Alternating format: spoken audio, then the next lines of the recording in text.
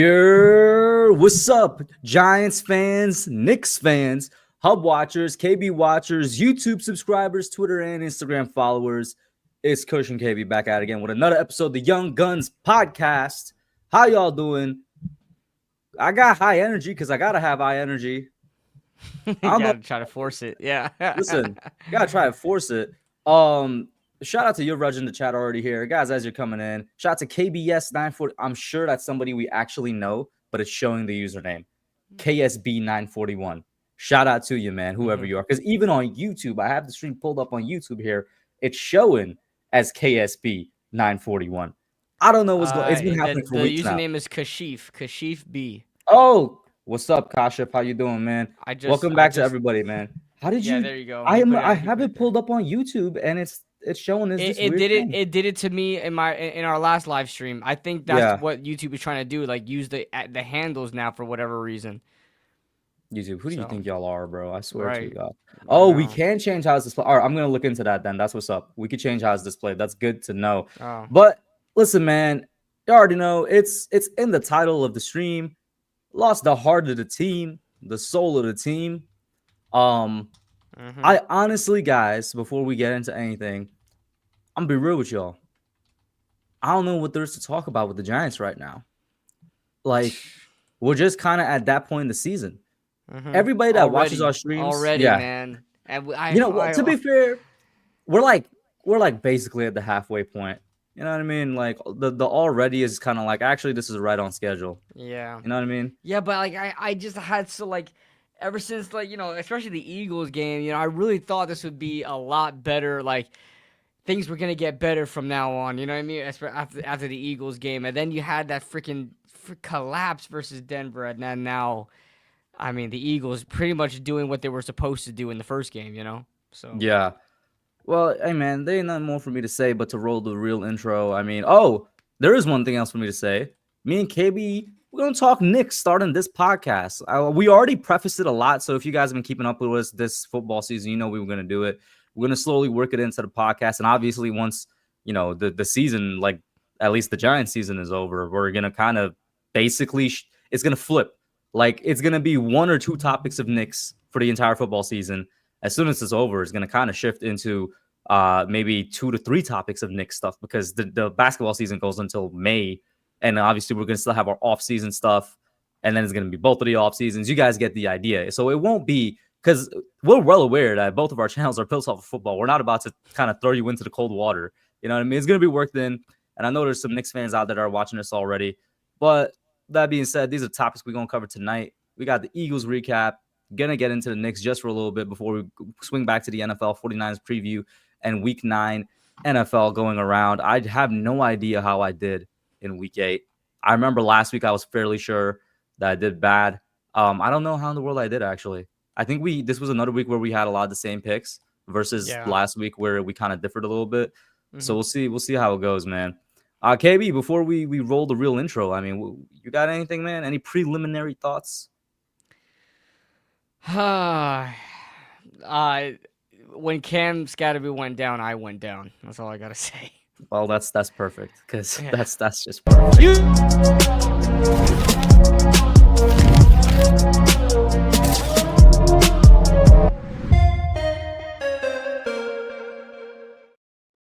I love that guy.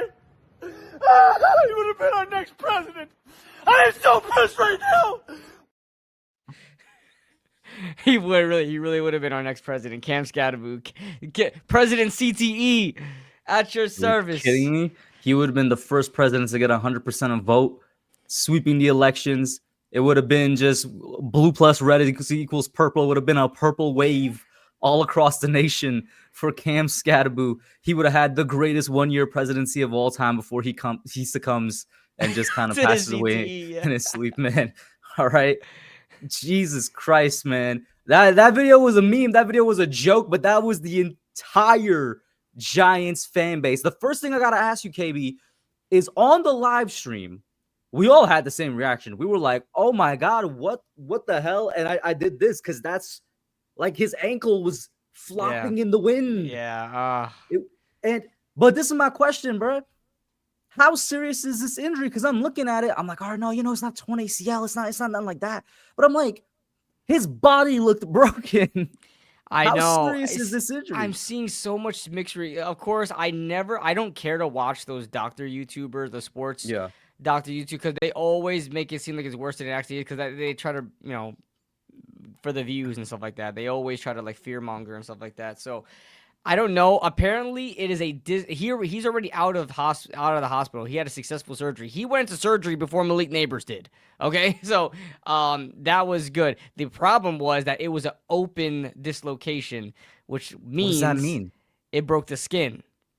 Which means it Oh, broke the skin. that's a compound fracture too, right? Like when the bone is no, protruding. no, but he didn't break a bone. He didn't break a bone. It just dislocated out the socket so bad that it broke the skin. Surely there's some tendons that are torn there. There's no way. I don't know, but maybe Surely there's some type of muscles and you may tendons be that are right, but torn there's right no with that. bone breakage. You Yeah. may be right, but there's no bone breakage, which I am happy about. Yeah. Because they said that it is a dislocation and there's no fracture, so that's good. Which I don't know how. He must be built freaking different. That man is built different. He drink a lot of milk. All that calcium, his bones ain't breaking. So shout out to Cam Skattebo, man. And just want to quickly note, the entire NFL pretty much did a standing ovation for that man. He's a rookie who barely even played in the first couple of games.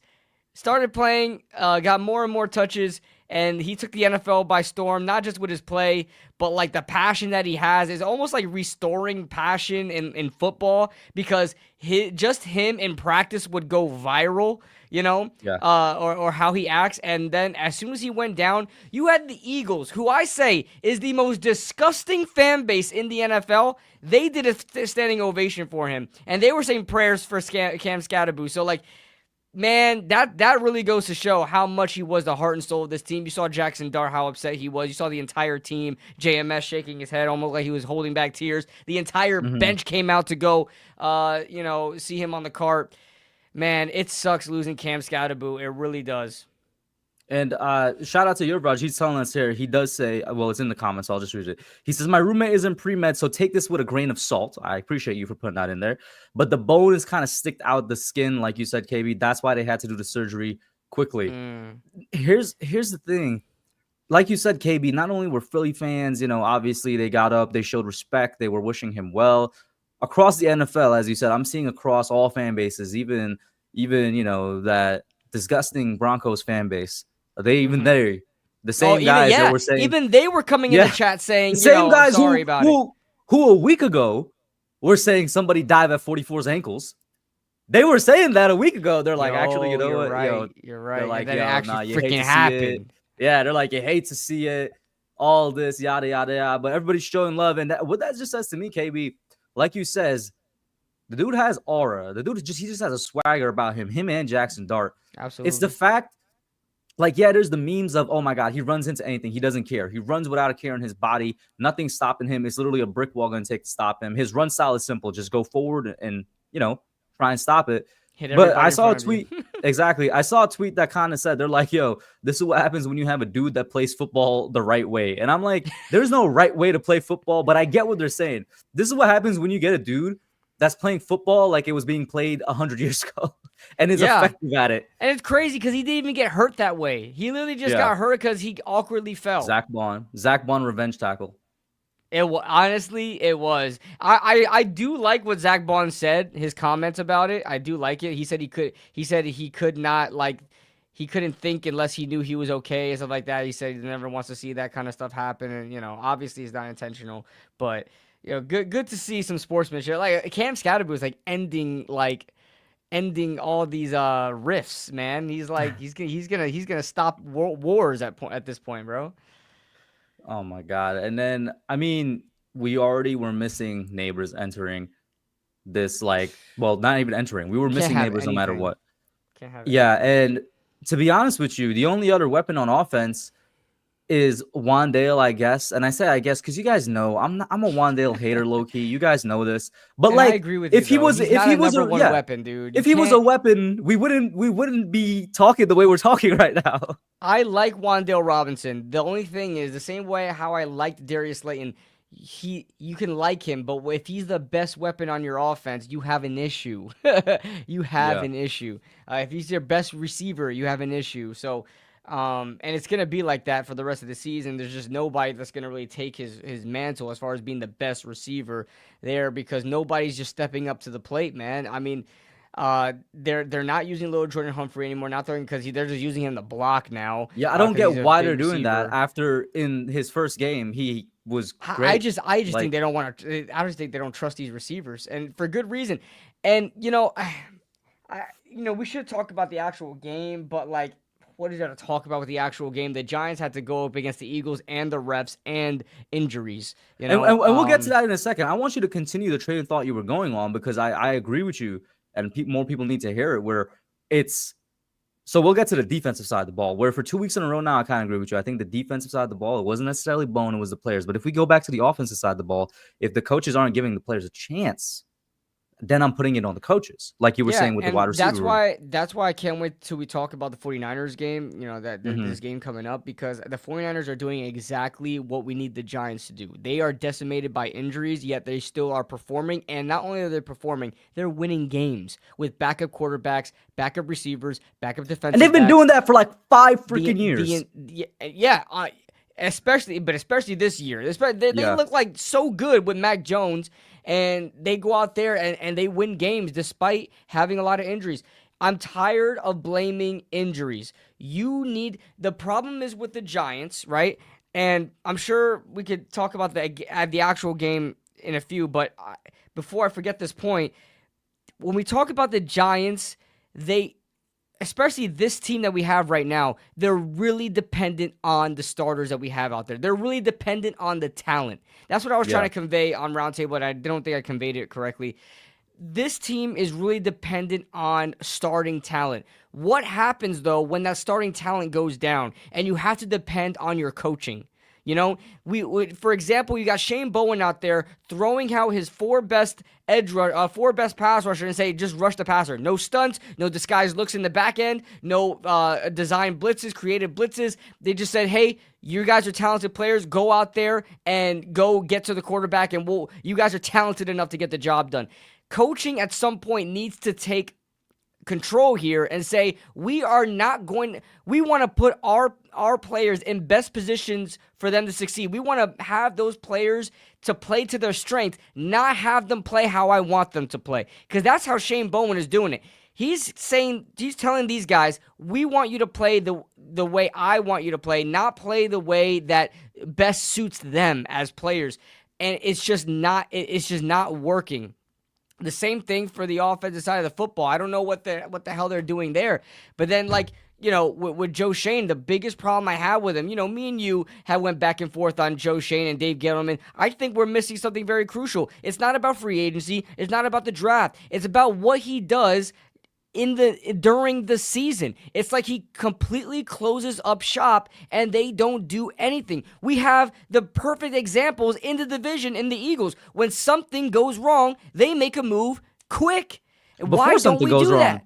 They got Tank Bigsby all the way back at the beginning of the season because they recognized there was an issue with the running back. Exactly. They recognize that there's an issue, there's a discrepancy in their roster, and they say we need to address it. They already had the best running back in football, yet they traded a day 3 pick in the beginning of the season to get a second-year running back. And people would ask, why would you do that? You have A.J. Dillon and Saquon Barkley. You have a good depth there with, and also that other Shipley, Will Shipley, I think his name is. Yeah, I think it's Will Shipley. You have those guys. Why would you trade for Tank Bigsby? For reasons like this. He had over 100 yards, 11 yards per carry on the Giants, and they used him as a kick returner as well. This is what you do. And Joe Shane has not been able to take care of this roster during the season. It's like he completely closes shop. But here's the thing, KB.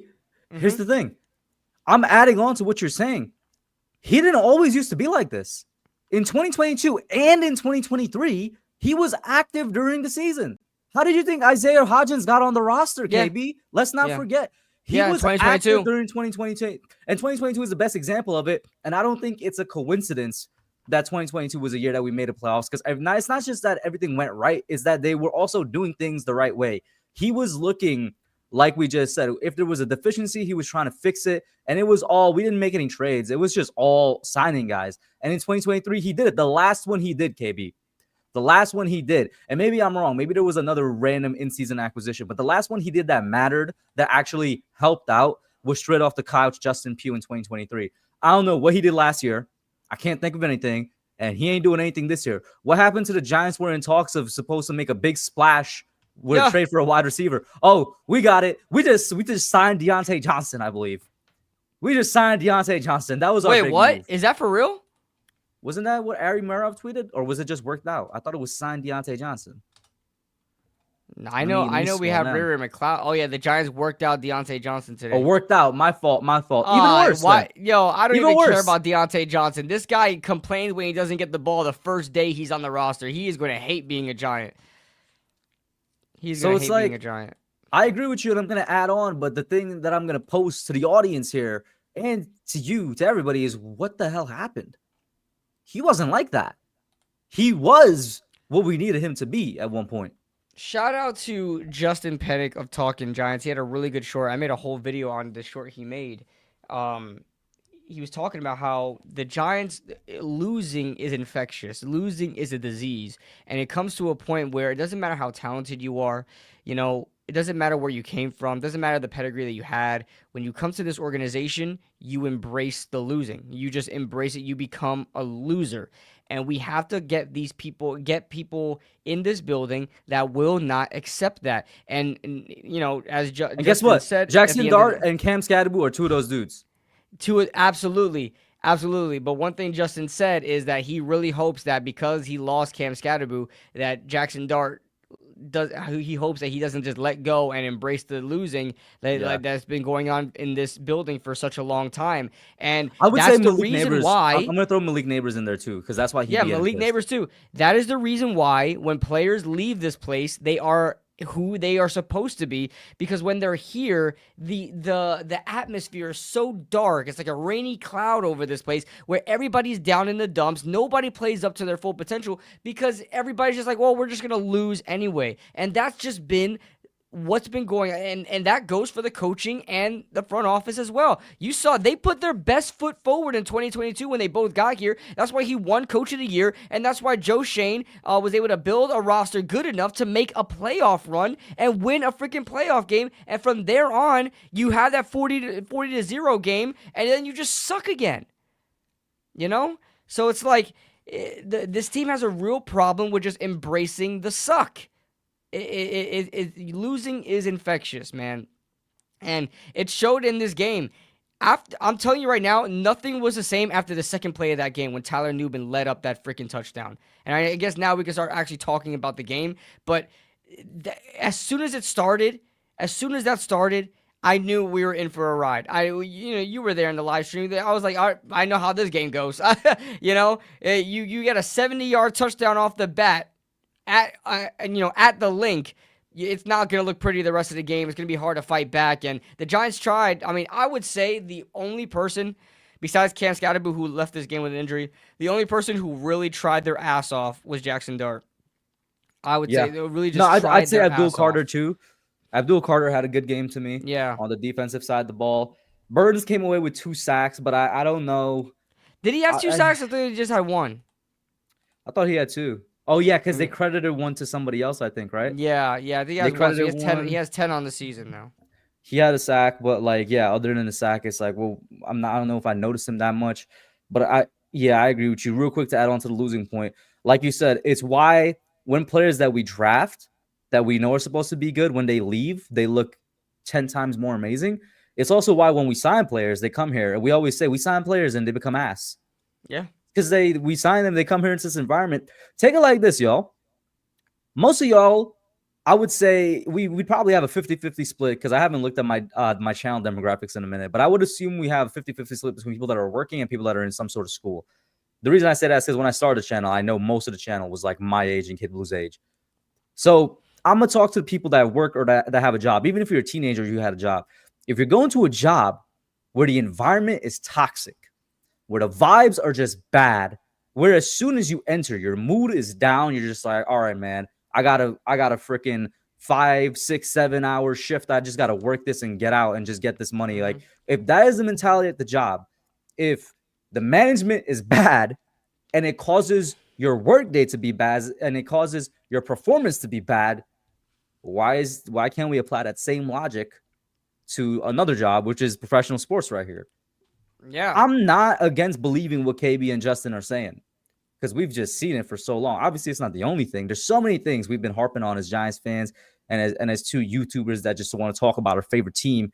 For me, going on 6 years, for KB, a decade plus now. There's so many things we've said why the Giants suck, but that's probably the most least talk about one, and it's definitely a big one. Yeah. Shout out to Daniel in the chat. But yeah, getting to the game, KB, you're right. I was right there. That Saquon basically 70-yard touchdown run on the second play, we took care of Saquon Barkley in the first game. He had like three, I wouldn't even call it long, three medium runs, and that was it. And two of those three medium runs were the first two runs of the game on Thursday night. His second run going all the way to the house, scoring in like less than a minute. Oh yeah, it was over from jump. It was over from jump. I mean, we could get into the refs, which, yeah, I do think, I don't care if there's an Eagles fan in the chat calling me a crybaby. Yeah, I do think if we get the fumble as it should have been ruled, that it changes the trajectory of that game. I do think if they let us keep that touchdown, because even Mr. Tom Brady himself, the GOAT, who has no reason to like the Giants, he has every reason to hate us. Even he was saying they've been hand fighting all game. Why is that an OPI? And I look back at it and I'm like, if you're trying to say he shoved off, he barely kind of nudged the guy, and we're just not going to call the hold that the DB had on Slayton. All right. But I will say, yeah, call me a crybaby if you want. If we keep that touchdown, the score is 31-20. I will say that we can get back in that game. I'm not going to say we're going to win it at that point, but we probably get back, and it's a way closer game than 38-20. Give us a chance. Yeah. And I'm not going to come out here and say the refs were conspiring against us, but the refs, it happens with every dynasty, KB. That's the thing. It happened with the Pats dynasty. You get the Brady whistle. Then it became the Mahomes whistle with the Chiefs. And it's like it's happening with Philly. You get the Philly whistle.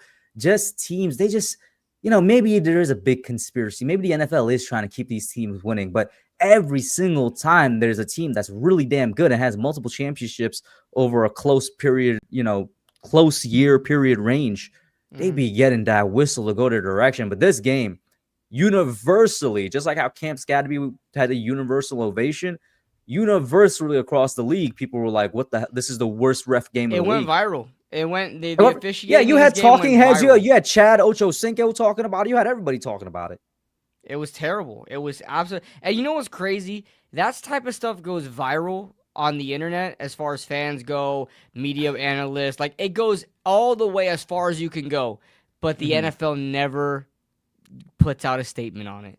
They never address it. So it's almost like they just completely freaking ignore it.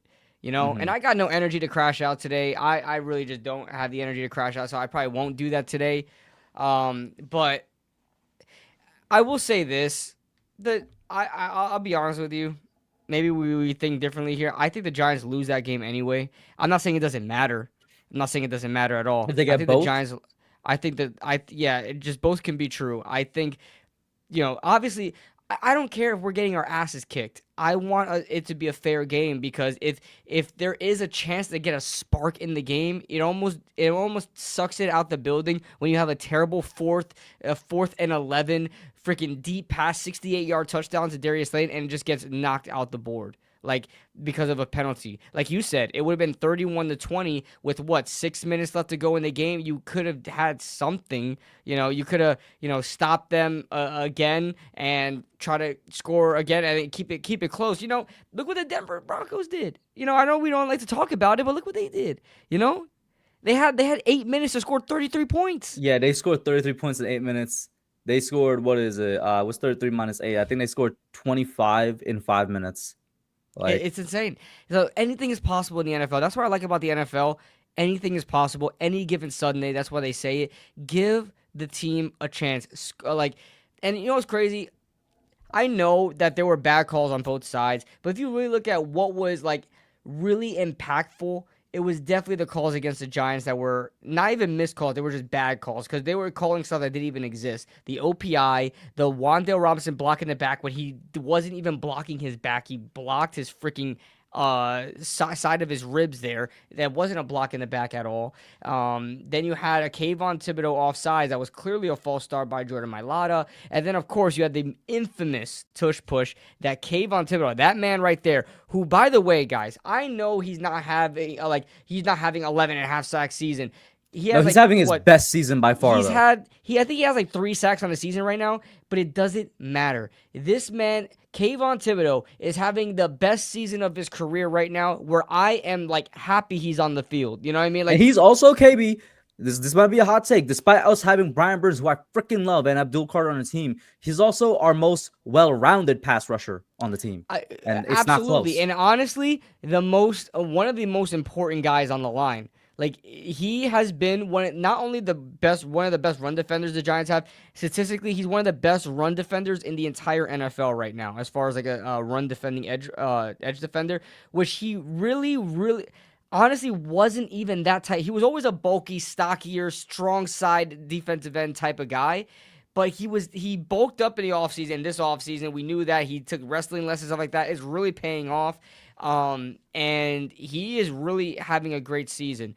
But, you know, he had that fumble on Jalen Hurts, really good heads-up play, saw the ball there, and whistle was blown after, like, 5 minutes after. I would love if referees had press conferences, because they said the whistle was blown. That was proven false. Like, when they do these those instant reviews, those review calls, is there sound in there? Because we clearly saw the whistles, or heard the whistles being blown like 3 seconds after the ball was even on the ground. Second off, they called him, check this out, Kush, they called him for forward progress, right? Which means after the second effort, the second effort doesn't count. Only forward progress, the initial effort.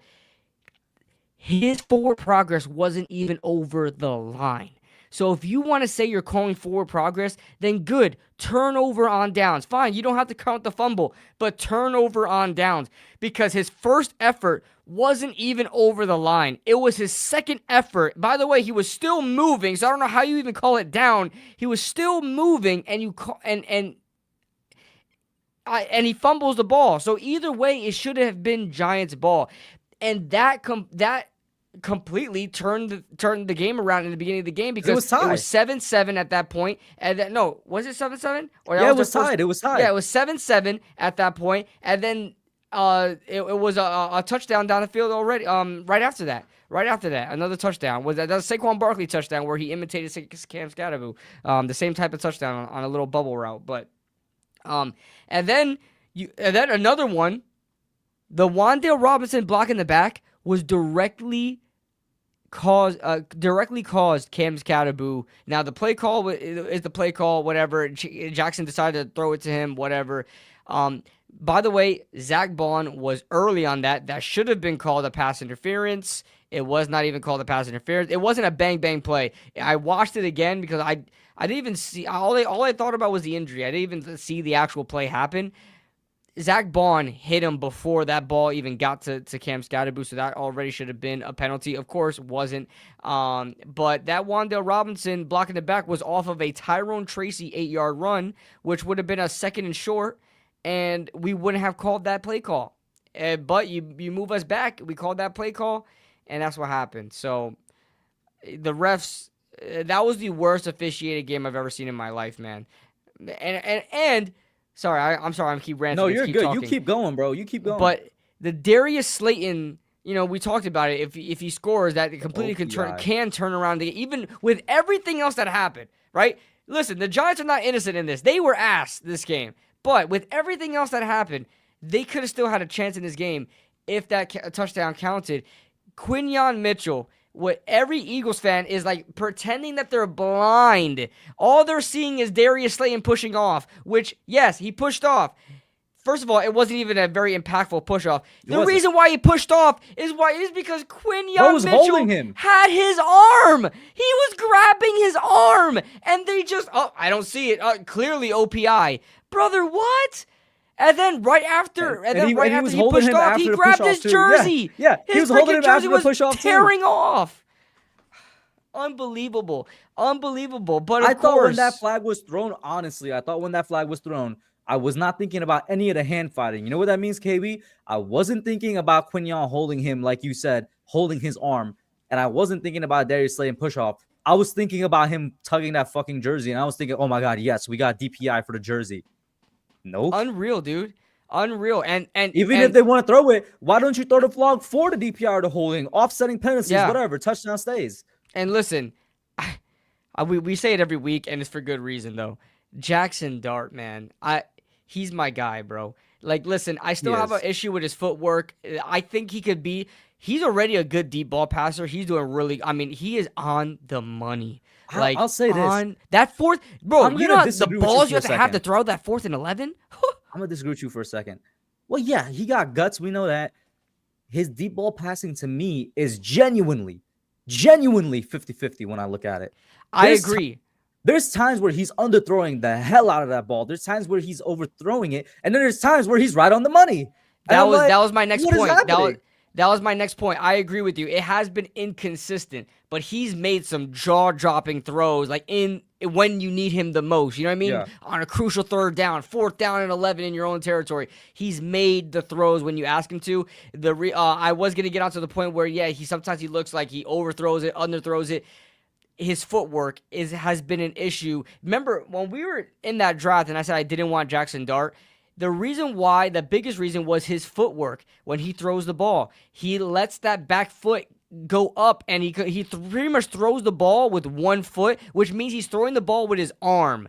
So he's shown a lot of arm talent, but he could be so much better of a thrower. He's already a good thrower in my opinion. I think, if you compare him with Daniel Jones is a better thrower. But hear me out. What? Oh, I got something that's going to make you cream right quick, man. Listen. Coach just said he wants to make me creamy. I didn't say I wanted to, bro. All right, you're putting words in my mouth, dog. That's not what I said. Chat. We've talked basically for 4 weeks straight. Me and KB have fantasized about coaching hires, like in the offseason. I don't know who the hell the head coach gonna be, KB, but hear me out. Offensive coordinator Zach Taylor working with Jackson Dart. How do you feel about that? What is Zach Taylor's resume, by the way? Where was he before? Sean McVay coaching tree, buddy. Yeah, he's a Rams. He with the Rams, right? He was the OC for the Rams. I don't know if he was an OC or a quarterbacks coach or something, but I'll pull it up right now, man. Yeah. I'll pull it up right now. By the way, quick score update for you guys. Knicks are up. They're back up before halftime. They're up 69 to no, actually, it's that's 71. What it was. KB, he went from being wide receivers coach, and then I was right. He went from being the quarterbacks coach straight to the head coach of the Bengals. Quarterbacks coach of the Rams. Did he win a coach of the year, by the way? Did he didn't win a coach of the year, right? I don't think he no, I don't think he ever did. The year they went to the Super Bowl, 2021? No, he didn't, because it was shown in his awards here. He did not win coach of the year. But he was the Greasy Neal Award. Oh, he did. Oh, you're right. That's what the coach of the year award is called, Greasy Neal. I was like, in 2021. Yeah. Yeah, because that Bengals were terrible. Joe Burrow's a huge part of that, and Jamar Chase was a huge part of that. But you're coaching up that garbage ass defense. You're coaching up that garbage ass team to get that defense to a Super Bowl. Wait, this is okay. So this is presented by the Maxwell Football Club. So it's not like the official Coach of the Year award. It looks like. Okay, let me see. Because there's the AP Coach of the Year, which is different. AP Coach of the Year. That's why I was like, no, he didn't win it in 2021. AP Coach of the Year in 2021 was Brian Dable, but the Greasy Neal Award, which is just another Coach of the Year award. Yeah, it's was presented given to him by that it's MFC, Maxwell Football Club. What the fuck? I don't know. It's presented to the top head coach in the NFL. Without that, I guess it's some third party thing. I don't know. Even without that, listen, the reason I presented it is because I knew he worked with the actual quarterback guru in the NFL, Sean McVay. I know that he worked with one of the greatest offensive minds in history in Sean McVay. I know that he worked with a Bengals team where, yeah, he's not a great head coach, but he's a good head coach, and he worked with both terrible quarterbacks, mid quarterbacks, and great quarterbacks. Wait, are know you what I'm saying you saying? want him as our OC? OC. Yeah. I'll take him as an OC. I Guys, don't come know who on. our head coach would be. Yeah, guys, there's a difference between like head coach and an OC. Like I'll take an OC, bro. I would legitimately call me crazy. I would legitimately consider Pat Shermer, bro, to come back as an Again? OC. As an OC, no, not head coach. Yeah, OC. but like, off of what has he been doing in Colorado? Where is he now? Is he still in Colorado? Look what he did. Look what he did with Shedeur Sanders in Colorado. But like, who's their comp, bro? Who's their comp? Let's be for real. I get it, but okay. Let's just say, look what he did with us, with Daniel Jones. All right, another AFC North coach that might be fired as our OC. Although this guy might get hired as a head coach if he does get fired. Kevin Stefanski. If he gets fired, I don't think he's going straight to another head coach. I don't think he's getting fired. He has so much power over there. I don't think he's getting fired. Power. Yeah, he has power. And I think he got re-signed. Okay. All right, so coming back out of the bit for a second, but yeah, Jackson Dart continues to just. This is me. You guys put names. You guys put names. Yeah, as a put some potential coaching. OC. Yeah, OC, head coach, DC, whatever the hell you want, put it in there. Yeah. This is me whenever I think of Jackson Dart, bro.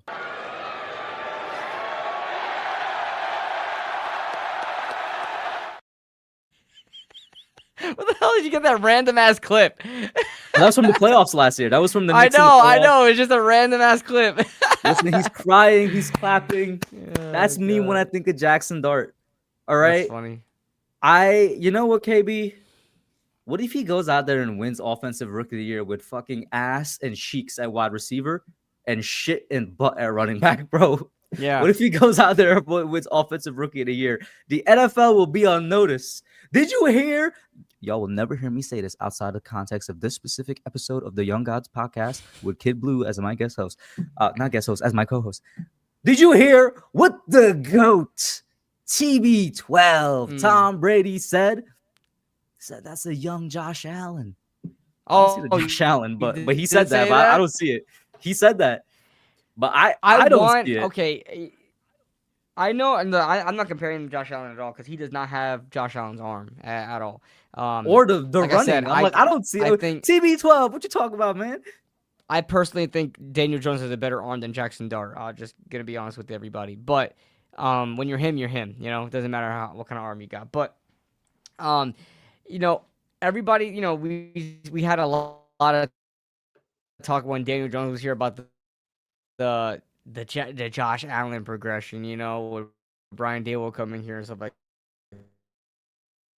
Oh man, KB, your internet, man, it's going in and out. If you can hear me, you can hear me from the beyond. Your internet's going in and out, man. I want my quarterback to develop like Josh Allen. I'm not comparing Jackson Dart to Josh Allen. I think they're totally for real. Hello? You can't hear me? We can hear you. I think you're super delayed, but you're like literally 2 pixels. Do you not hear me? Oh, he's 2 pixels, y'all. He's 3 pixels.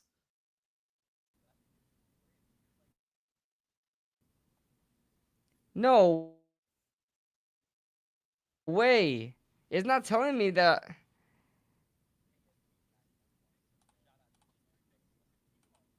What? Oh damn, yeah, my internet's bad. Hello? We can hear you. I think you are like probably a little delayed though. Be my guess. Oh, he's gone. Well, ladies and gentlemen, Wild Kid Blue is gone. How y'all doing? What'd y'all have for dinner? I had some chicken. You know what I'm saying? It was nice. It was nice. My mom made it. Like this is brought it from when I visited them over the weekend. While KB figures that out, actually, I guess we kind of finished up on the thoughts with Philly.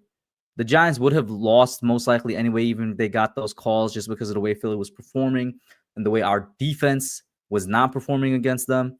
I'm going to assume KB is going to try and get back in at some point. Our players. So KB brought this point up on last week's episode, chat, and I'm starting to low-key agree with him. Shane Bowen is not a great defensive coordinator. Don't get me wrong. He's not a great defensive coordinator. Oh, look, he's back. Let's see if it goes. Hello? Yeah, I mean, it's way better than 3 pixels. Is it still bad, though? I know it's a lot better. Okay. It's a lot better. Hopefully it stays out. Oh, man, I can't stand my internet, bro. Ah! I'm gonna be real with you. I can't remember what you was talking about. So I started talking about Shane Bowen, and then with the point you brought up last week, which I was like, it holds again this week, where at least on the defensive side of the ball, it was more the players than Shane Bowen. It was low-key on the players. They were ass. Yeah. They didn't step up. Yeah, the players just didn't step up at all. I mean, and yo, you know what's bad? And by the way, let me know if I start going in and out again. I'll let you. Yeah.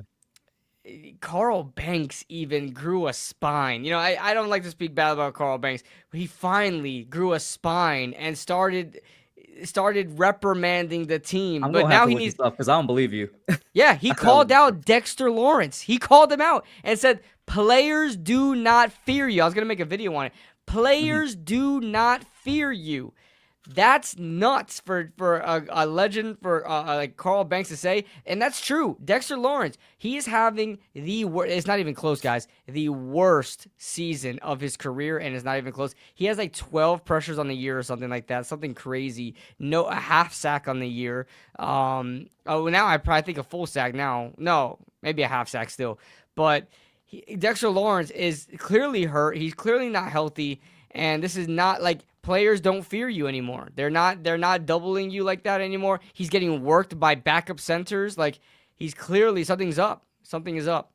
So I don't know, but that's just what's going on with the team right now. Players are not doing their part. And that brings the question, at least for Dexter, if we stick on him for a second, because we haven't really talked about him much this season. And whenever we have, we've always come to his defense because we know what a monster he can be when healthy. Genuinely, what is happening with Dexter Lawrence, chat? At this point, I can't say it was injury last year. I can't say it's recovery. I can't say it's the fact that he was sick for a little bit. I don't know what's going on with Dexter Lawrence. Part of it, yes, is the fact that he's not being played at nose tackle as much as he should be played. That's on Bowen. But even then, if he is the guy he was last year and the year before, he's dominating no matter where he's being put on the field. And KB brought it up. Backup centers. Dexter Lawrence, were you kidnapped? Is this a clone? Are you there, KB? Mm-hmm. You start speaking. Let me see something.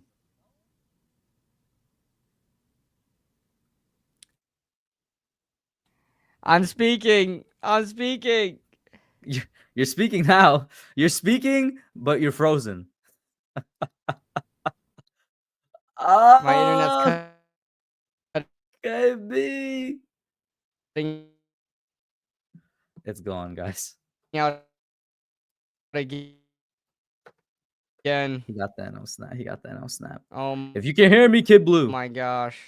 You know what we did that fixed it last time? I'm not saying it's going to fix it again, but it's worth a shot. You left and you restarted your computer and you came back in, but I don't know. It was either that you restarted. I'm going to restart my Wi-Fi. Or you restarted your Wi-Fi. It's one out of the two. I'm going to restart my Wi-Fi. I'll be right back, guys. While Kid Blue comes back. That's so hilarious. It's so funny. I can't lie to you. I'm going to switch the overlay for a second.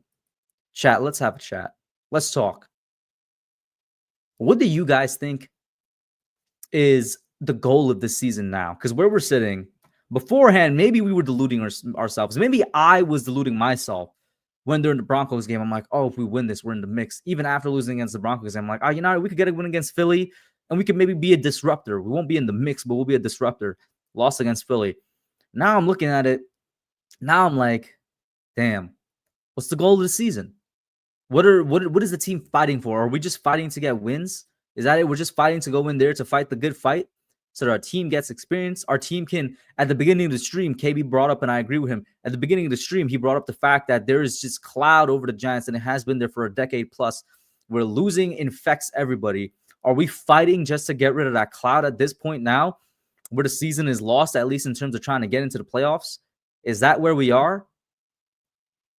Are we just, where do the Giants players' motivations lay when they lace up their boots and they go out there week to week? Is it just to win games? I have no idea, and I want your thoughts on it. Developing Dart is not a bad answer. It would just be, let the rookie QB play. Let the rookie QB get experience, playing time, more NFL action. Let him build his repertoire. That could be it. Evaluating the younger guys who are still healthy. Not wrong.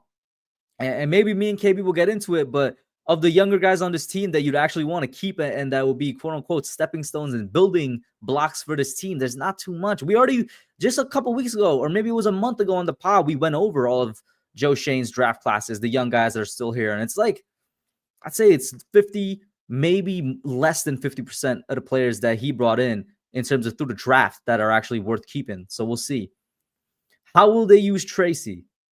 I don't know, because Tyrone Tracy's been interesting this year. They used him very effectively last year, but also the player himself took advantage and ran very effectively last year. So far, both pre-injury and post-injury, even though I'd say we'd have maybe 1.5 games of him post-injury, both of them haven't been effective. The coaches haven't been using him to his strengths. As KB brought up earlier, this is throughout the entire team. We don't use our players in the best ways possible. Last year with Tracy, they used him a little bit more on outside runs, instead of running him straight up like Cam Skattebo. This year, since he got back from injury, they've been using him as if he's a bowling ball. They've been using him like he is Cam Skattebo light, which he's not. He's best in space. He's best as an elusive back. He's best with cutting. He's agile. Use his strengths. West Coast style runs to the outside. Don't run him straight up the middle. And even then, the inside of our offensive line is not good. We have 2 great tackles in Andrew Thomas and Jermaine Illuminor. We have 1 average to maybe above average guard in John Runyon. We have a terrible center in John Michael Schmitz, who admittedly had a good game against the Broncos, and then he kind of reverted back to what he was against the Eagles.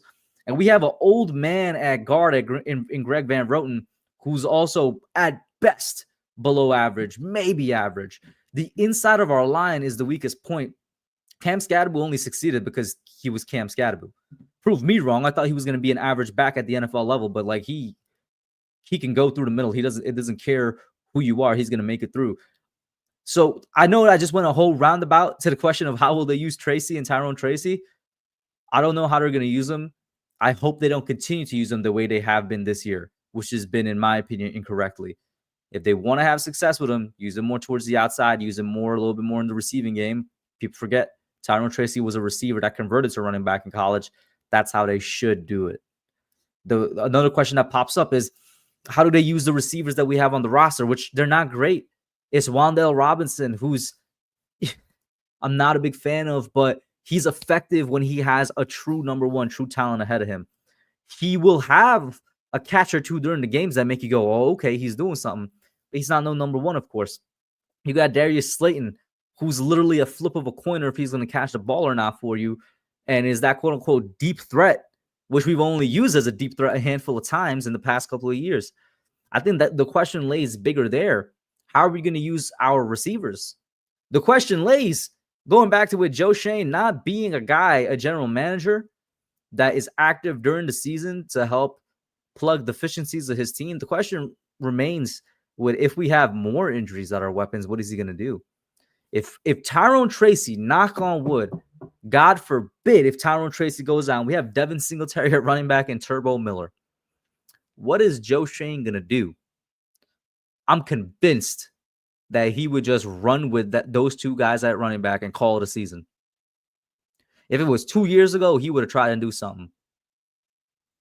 Whether it was trading like a day 3 pick for a running back or even if it was going to be a backup running back, just somebody, signing somebody off the street. If Tyrone Tracy goes down, we cannot run with old man Devin Singletary and Turbo Miller as our running backs. Our non-existent running game is going to go to a negative running game. If another wide receiver goes down, we might actually sign Deontay Johnson to the team. We worked him out today. Guess what? That workout turns into you're part of the Giants, buddy. You are a New York Giant. I think that's what a bigger question remains. Let me look at the chat here. Dart in the offseason should be shadowed by a very good QB coach and work with his footwork. Well, that's on Jackson Dart himself, right? Unless the team, I'm not too educated on how player workouts work in the offseason. Maybe the team can give him some resources or refer him to something or ask him to do certain things. But to my knowledge, I would guess that lays up with Jackson Dart to determine how his offseason goes. Do you guys think because of Mara's current state of health, they won't fire the head coach and GM so they don't have to go through the hiring cycle? I want to say no. No disrespect to John Mara and what he's going through, wishing him the best, and all Giants fans are. I don't think that's a reason to, especially, if you're supposed to have a whole group of guys that's involved in the hiring process, not just one guy in John Mara. You also got Steve Tisch, who's another owner. You got, I think they brought on somebody else that people hate. I'm not too educated on the topic, but they brought on a third owner. The Giants have 3 owners now. It's Mara, Tisch, and this third person. So they have 2 other owners, and I'm sure they have their own group that we've been complaining about for years, which is Mara's family, like Tim O'Donnell or Tim McDonald and Chris Mara, who all need to get out the positions that they got because they just got it because they're related to Mara. I don't think that should be a factor. But and I definitely don't think that they won't fire the head coach and GM. I definitely think they're cleaning house. There's no way, guys. 3 straight years of losing. 3 straight years of losing, with one of those years being the worst year in Giants history by win-loss ratio. Not even close. They got to go. I don't think John Mara has a reason to keep them. Matter of fact, I think he kept them last year against his will. We know how John Mara is. He doesn't necessarily have the longest patience. The last 2 coaching regimes were out here after 2 years. I think he kept them last year.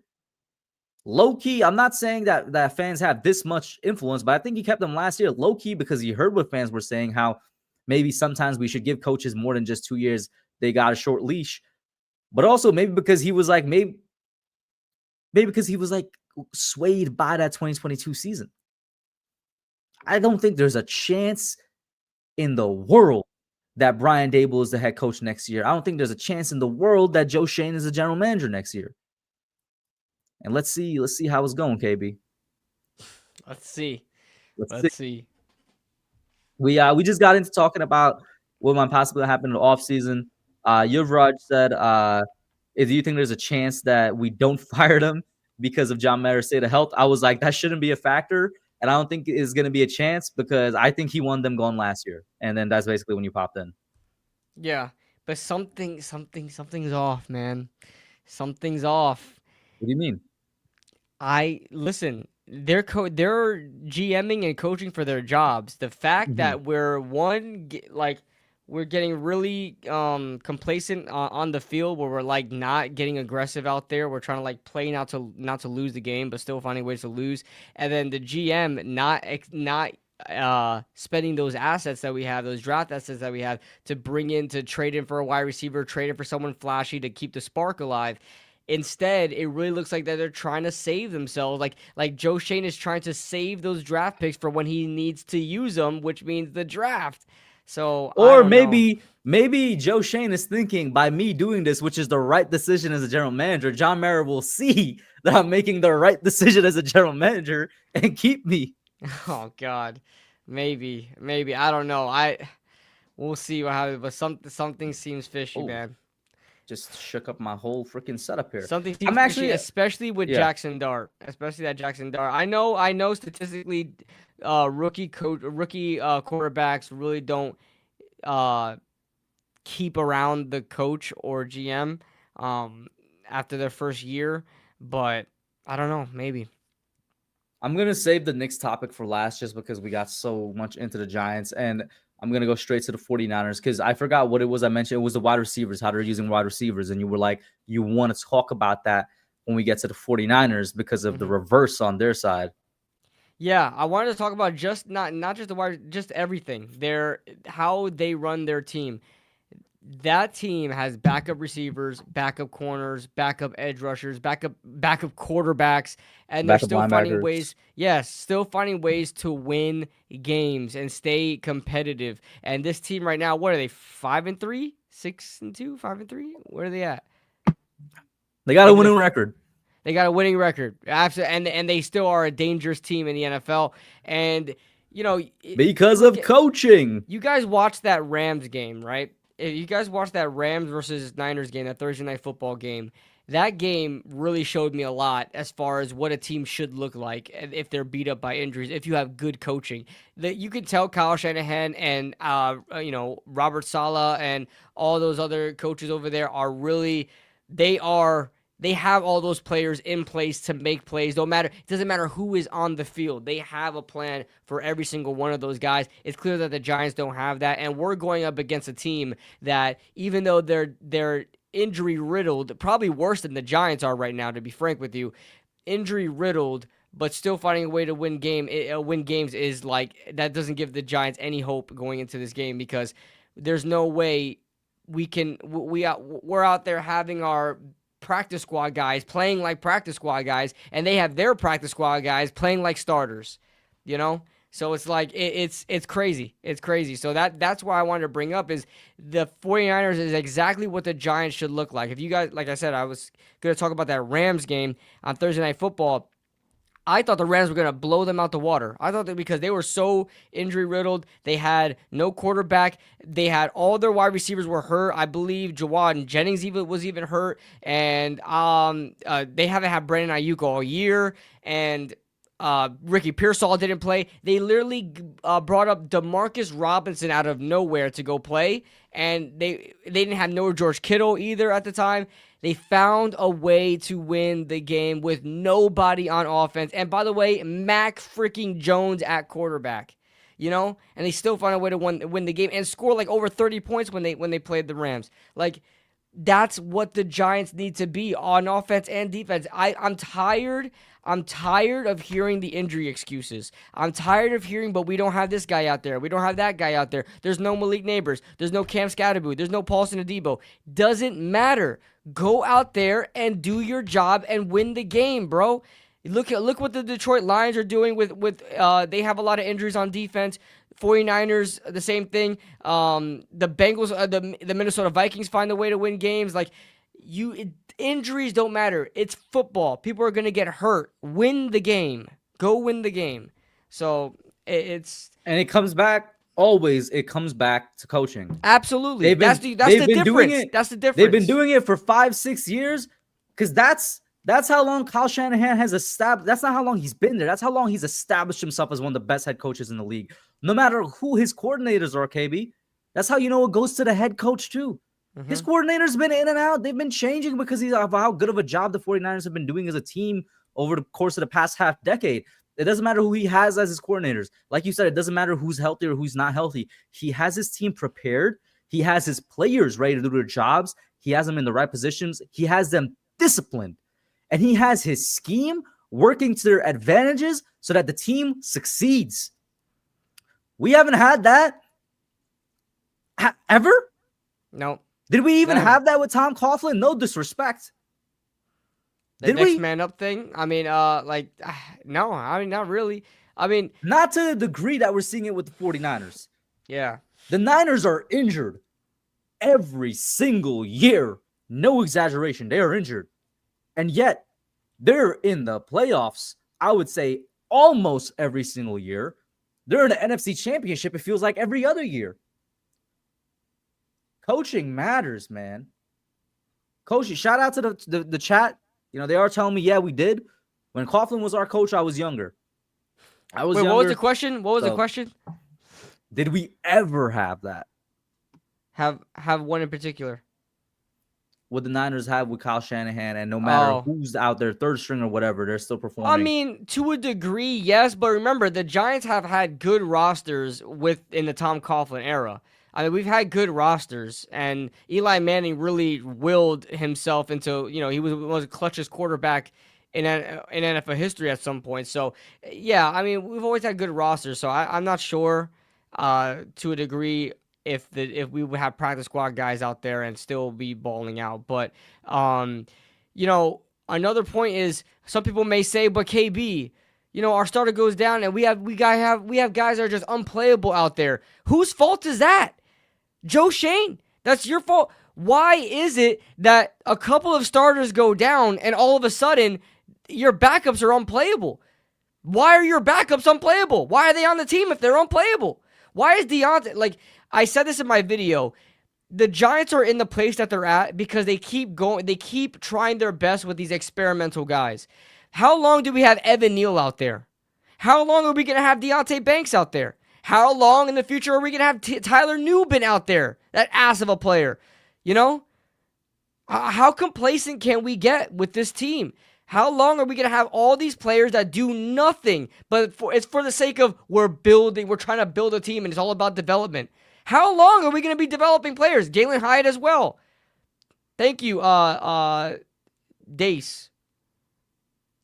Dace? Yeah, that's what it says on the thing. He had a Dominican flag there.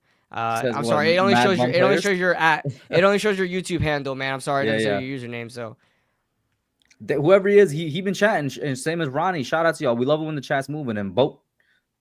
But that's what it is. And when it comes to this quote unquote preview, belt to ass. yeah. CMC is gonna have a bounce back game because he didn't have his CMC game this past week. Same with George Kittle. I have CMC on my fantasy team. That's all I'm looking forward to with this game. Yeah, I'm putting. I got him CMC in the second round because everybody, they were like, oh, they you got him in the jumped second off round because they jumped off the bandwagon. He was the last pick in the first round for me. I think it was I was picking 10, so I got him pick. I was gonna one if he round rolled around because I had like the 9th pick in a snake draft, in a 12-man snake draft. Yeah. If he rolled around to my pick in the second round, because I first pick was Kyron Williams. If I had Kyron Williams and CMC, disgusting. My first pick was Puka, so I had Puka CMC. Puka's a good pick. And then I got Tucker Kraft in like the 10th round because I got Jackson Smith and Jigba in like the second round. JSN, whoever got JSN wherever, that's the steal. What of all a steal! drafts. Oh my god, he's been my best player. I would have been okay if I drafted him in the first round. But amazing. Guys, listen, not to sound too negative, I guess before we hop off San Fran on the way and we go to the one Knicks topic we got for tonight, it would be KB. What's the point of the rest of the season? I chatted with the chat. Jackson Dart. Yeah.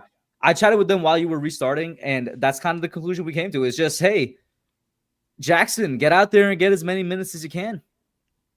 I'm using this season is gonna in a grand not the grand scheme of things, but in a really zoomed out view of this season, it's gonna look like 2023 and 2024. The only difference is we have a rookie quarterback out there that was a first round pick and it looks good. So I said it when we were watching the Philly game when we knew that it was pretty much over.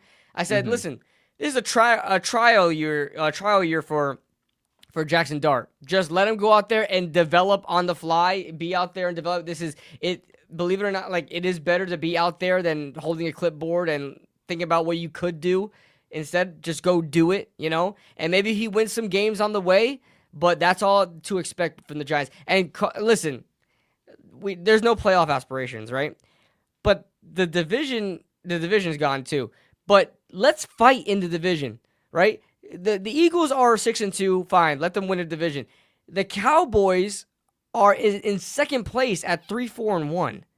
The Commanders are at 3-5. The Giants are one win behind those two freaking teams. We can still fight and I guess have a moral victory in the division and just try to see how far we can. If we can find a way to beat the Cowboys and beat Washington in the division with a injury-riddled team and a rookie quarterback there, that's a good thing to lean on going into 2026, man. I mean, it sucks that that's the conversation we have to talk about. Don't get me wrong. I would much rather be talking about a playoff push, but I think this team is competitive. I think this team is scrappy. This team is very scrappy, and they're going to stay in games. And a lot of things the Saints game went ugly quick. This game went ugly quick. But we find a way to stay in games. And we've made plays in every single one of these games. Jackson Dart has made highlight plays in every single one of the games, even the ones that he's lost. So, I'm looking forward to the season. I'm definitely going to be more invested than 2023 or 24. Yeah, for sure. KB, a negative thing that just popped in my mind as you were talking, bro. Our Yo. running game is Tracy and Singletary. I know they're working on running backs though. I really want them to bring in Israel Benaconda though.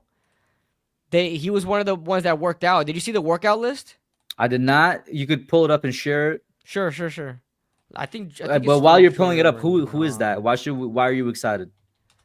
Israel Benaconda is that running back from the Jets a couple years ago, but they cut him because their running back depth is so deep. He's a decent running back, and they just someone said, "Where's Turbo?" Fuck Turbo. Turbo should go play in flag football. If you guys don't know, the hate that I have for Wan'Dale Robinson is the hate that he has for Turbo Miller. Or the hate that he has for Tyler Nubin is also the hate that he has for Turbo Miller. Yes, yes. You know what? I dislike Tyler Nubin more just because he's playing. Yo, how the hell do you spell Jordan Renon's name? There we go. Whatever. It's that Jordan? double A. It's that double A that gets to me. All right, I'm gonna pull this tweet right now. So Boat Josh is he's new, so he also doesn't get that it's low key a joke. But explain to him why you don't like Turbo. By the way, Boat Josh, I do like Turbo. So you got two different opinions here. Bunch of losers, is what you guys are. I don't like Turbo Miller. I don't even want to call him Turbo. He's not, bro. He doesn't show off his speed. He Dante Miller. His name is Dante. The reason why I don't like Dante Miller is because he is a practice squad player. He is a preseason player. Turbo Miller cannot break a tackle. He goes down with a burst of wind, and he is not a good runner in between the tackles. He always tries to bounce outside. He dances behind the line. He is not an NFL player at all. He's a guy that's really fast. Congratulations. Go join track and field. If you want to be really fast and play football, I don't know what to tell you. Go join a flag football league. I don't know. But he is not an NFL player. I'm sorry. I don't know how much I can stress that to everybody. I watch running backs. I love running backs. It's my favorite position in the NFL. He cannot read a hole to save his life. He just takes the ball and bounces outside and tries to outrun everybody, and he doesn't even do that. What's the longest run he's had in the preseason? Preseason looked good though? No, he didn't. Go look at his yards per carry in the preseason. The only time he's ever looked good is on screen passes when they force-fed him the ball for like 10 screen passes in one game. That's the only time he's ever looked good. Yeah, what's his yards per carry, like 2.6? It's terrible. He's never broke out for a huge run, never. Because although he has, I think a 4.25 40-yard dash, you don't see it on the field because track stars aren't football players. I don't know what to tell you guys. Sorry, Turbo Miller's not an NFL player. If he wants to play football, let him hate. Yeah, if he wants to play football, go join a flag football league, man. There's plenty around. Just wait until Turbo Miller comes on the squad and has the first 100-yard rushing game since Cam Skattebo in 2025. You're gonna see what you're gonna say, man. Skattebo is crazy. All right, that's all I'm gonna say. All right, you guys see my screen right now? Now we do. So this is the name I want to pay attention to: Israel Benaconda. He was I think a day 3 pick for the Jets in like 2023 or something like that. He wound up having a season-ending injury in his rookie year, and then obviously they drafted Braylon Allen, and then they had Breece Hall. And so they just kind of forgot about him and they got rid of him. And I think he was with another team and got cut. But he's a guy that I think could be a good depth at running back. I think he has some like burst to him. I like him. DB O'Donnell Fortune. I would think about bringing him back. He's not good. Don't get me wrong. He's not someone that can start, but someone that you can mold and be a good depth player. And honestly, he was pretty good as a gunner in the preseason. So the Giants had him in the preseason. I do want to say. Yep. I know nothing about this guy, but I freaking love that name, Slaughter. Oh, Slaughter. Yeah, Danico Slaughter. I'd never heard of him. I'm telling you, I've only ever heard of Israel Benaconda, O'Donnell Fortune, because the Giants just had him, Jared Hall, which is that freaking, what is that, BYU quarterback that was with Minnesota. I forget about him, and Deontay Johnson. Who is Jalen Johnson, by the way? I know Jalen Johnson, the cornerback. I don't know Jalen Johnson, the wide receiver. I don't know who that is. Oh yeah, man, he was that one wide receiver in college, yo. Oh damn, the one of the wide receivers of all time. Yeah. Yeah. So and Deontay, I don't like Deontay Johnson. He's old. Nobody cares about him, and he always wants the ball, and he can't separate. So, by the way, I don't know what the hell is going on. I haven't been watching the game. I kind of just had it in the background. Somehow it's tied up 87-all when we had like a good 14-point lead at half. Yeah. You know, the Knicks, when we get to them, the Knicks, they're gonna nick some games. That's what it is. The Giants are gonna giant. The Knicks are gonna nick. That's just what it is. Ronnie, I see all your Wink Martindale love. Trust me, I love Wink Martindale too. So does KB. Oh yeah, I love this. He wasn't gonna stay after staging a coup. You know, as KB said, you're not staying after staging a coup. The guy trying to pull off a coup, bro. You can't stay here. I'm sorry. but I love him too. I love him way more than Shane Bowen. He said, "I'm the captain now." And maybe he would have been a better head coach than Brian Dable, but there's no way in hell a team was going to say, we're going to fire head coach, fire OC, make our DC our head coach, and make these hirings during the season, you know? But I love him too. But as with that, go ahead. No, I was just saying, what's crazy with Wink Martindale? Yeah, he played a very risky defense, but it got there, and he made it work with the players that he had. And you know what? I wouldn't even get mad when a player was like Lamar Jackson would be able to throw again, buy enough time to throw against the blitz and make a big play downfield. A lot of people may say "Oh my God, I can't believe you rushed that many players," but bro, it works. Sometimes you risk a lot to gain a lot. You know, high risk, high reward. So, but I like Wink Martindale's mindset, man. Cover one, just blitz everybody else. You know what I mean? I love it. But Shane Bowen is drop 8 back and still get the ball complete. I don't know what to tell you. Yeah. But, y'all, we're going to switch off of football for a second and off of the Giants, and we're going to get to the New York Knicks, man. Now, listen, there is a game going on right now, but very quickly as we switch to the Knicks, we got to play this intro right here. Or not intro, this video that is just the New York Knicks. We are the New York Knicks. We are the New York Knicks. We are the New York Knicks. We are the New York Knicks. Say go New York, go New York, go. Go New York, go New York, go. Say go New York, go New York, go. Go New York, go New York, go. Go New York, go New York, go. Go New York, go New York, go. Say go New York, go New York, go. Go New York, go New York, go. Here comes up Knicks. Absolute cinema. For those of you that don't know, that's the New York Knicks official playoff song from 1994. And then it came back last year because of how good of a playoff run they were having. And was that Shaggy? The Giants, I don't think so. You know what? We go look it up right now. Or is it Shaky or Shaggy? Something like that. We are the New York Knicks 1994 song. Let me see who sung it. No, I'm saying that guy that was dancing. Oh, I have no idea who that was, bro. That he's a content creator. He does the Stephen A. Smith impressions. He's a huge Knicks fan. His name is Shaggy or Shaggy or something like that. Maybe it is, bro. Yeah. Somebody said, "Is that KB, bro?" That's KB after a tan. You know what I'm saying? He went outside. He went outside in that Florida sun for 3 days straight. Came back with a bald cap. That was KB. And a lot taller, because that guy looked way taller than me. Hey, man, listen, the camera angles. The camera angle. But I can't believe I'm going to say this, y'all. The Giants let me down, but the Knicks don't, although they might let me down here because they're 2-1. They started off with 2 straight wins, and they look competitive, though. Yeah, KB's looking at it right now. Shout out to Mike Brown, all right? Our new head coach right there. He's right below KB. Shout out to Mike Brown. The reason Tom Thibodeau got fired, everybody knows his lineups were too frigid, meaning he was not flexible at all with it. He played too little people, and he played his star players way too much during the season. So by the time the postseason comes around, remember, it's a marathon. It's 82 games in the regular season.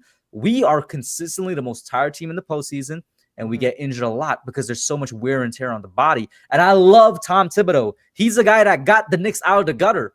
The Giants need to find their Tom Thibodeau. We've been in the gutter. Tom Thibodeau got us out of the gutter. I love him. We thought it was Brian Dable. We thought it was Brian Dable. Oh, my God. But Mike Brown, in those first 2 games, showed us exactly what we needed from Tom Thibodeau that we didn't get. He gave us flexible lineups.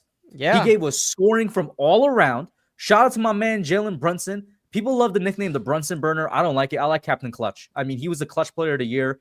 People call him the captain even before he won captain, the Clutch Player of the Year. I like Captain Clutch. Brunson Burner sounds a little too tame to me. Maybe that's just me. But we didn't need Jalen Brunson to necessarily go off in those 2 wins. We had OG Anunoby and Mikal Bridges, our 2 3-and-D wings, play like the best 3-and-D wings of all time in those games. Now, we dropped one against the Heat, which angered me because KB, maybe you noticed. I don't think you're as a casual fan as you say you are, but the Miami Heat are a storied rival of the New York Knicks, especially in the 90s. We've been rivals. And then there's an additional thing. Pat Riley, the guy that runs basketball operations for the Heat, he was the head coach of the Knicks in the 90s, and he left the Knicks to be head coach of the Heat, and then now he runs basketball operations. So it's like the rivalry has another layer on top of it. Right. I hate losing to the Heat. We lost to them. Now we're playing freaking Giannis and friends because Giannis doesn't have anybody next to him.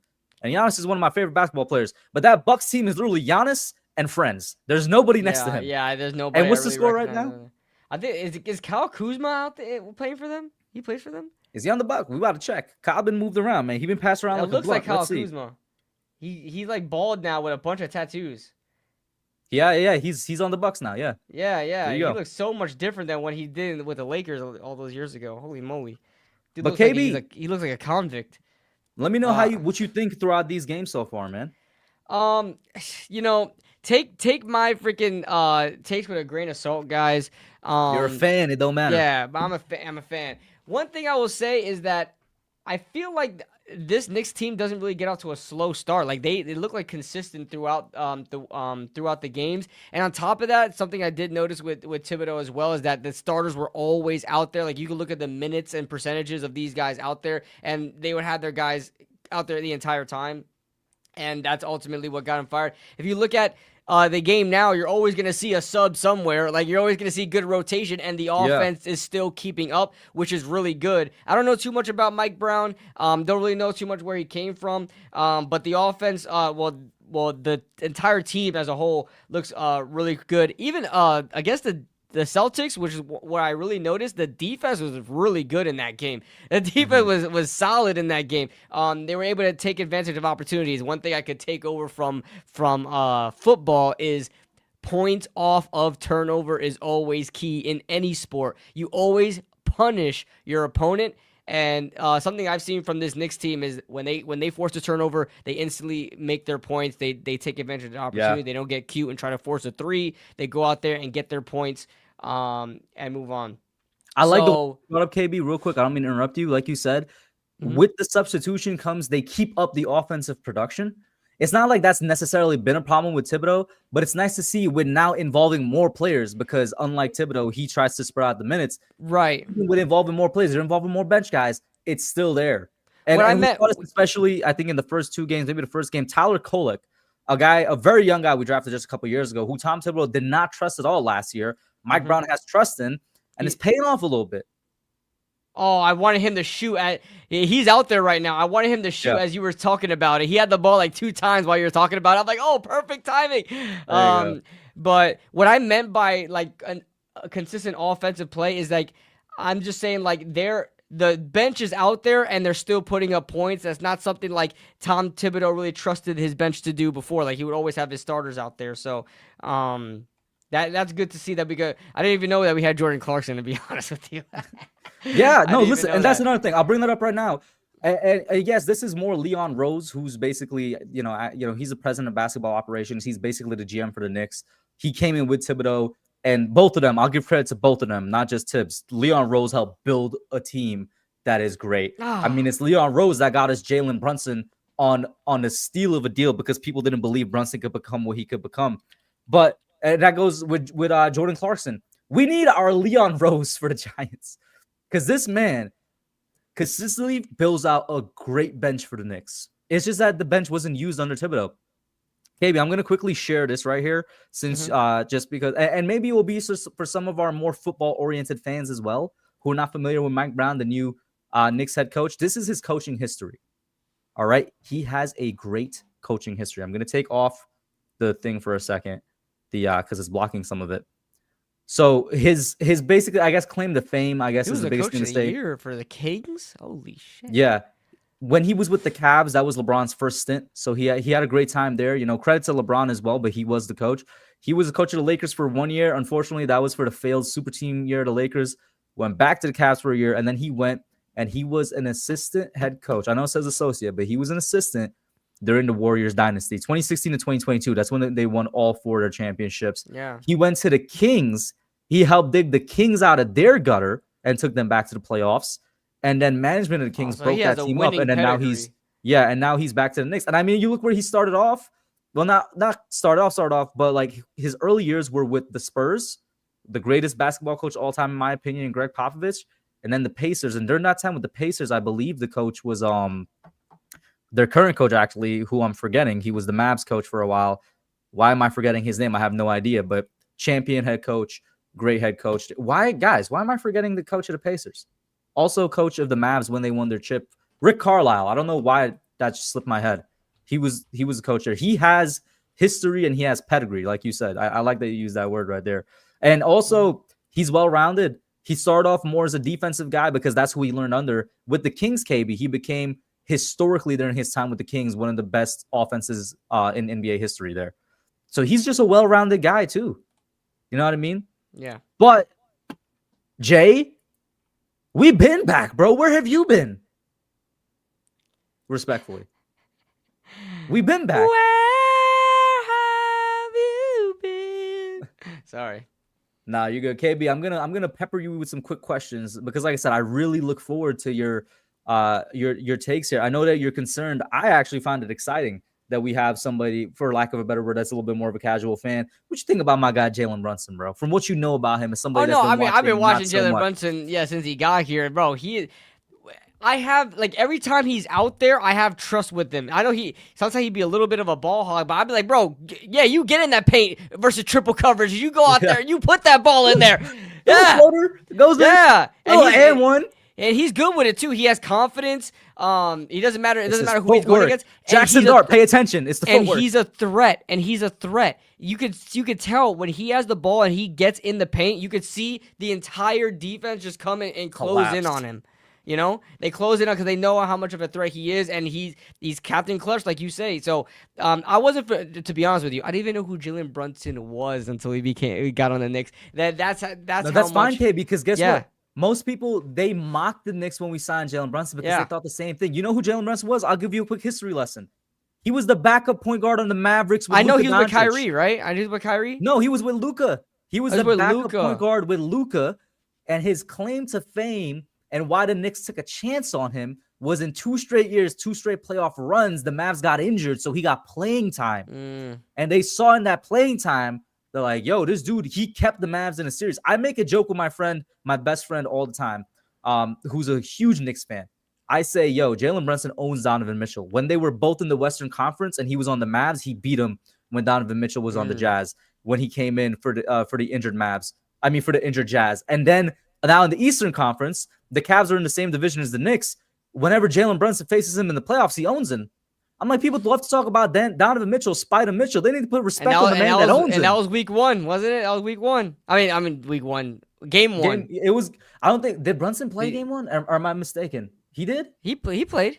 He played. I'm pretty sure he played. Up sports. Yeah, I'm mixing up sports. Forgive me, guys. But he owns Donovan Mitchell is the joke I make. But there you go. We signed him. People were like, oh my God, who is this? You're not alone in thinking that. Don't feel ashamed.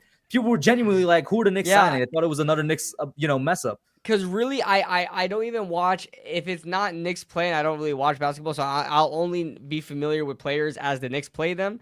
So that's why I wasn't really too familiar with him.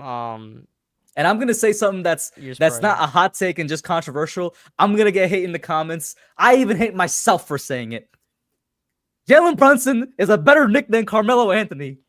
And I hate myself for saying it. No, but hold on. You guys know how I have the autograph photo of Eli, right? The autograph poster. I have one just like that with Carmelo. Carmelo is my favorite player of all time. Who did Carmelo have with him? He did that that shit all himself. I hear you. I hear what you're saying. But Carmelo never took us to an Eastern Conference Finals. Who was the best player that Carmelo had? Porzingis? Amari Stoudemire. Stoudemire. Okay. To be fair, Stoudemire was injured. But because it was prime Amari Stoudemire, is a great player. But he was injured. I agree with you. I think as a whole, the teams that the Knicks have now are better. They're deeper for sure. It's not even close. At one point, he had J.R. Smith. Yeah, J.R. Smith. Who's a champion.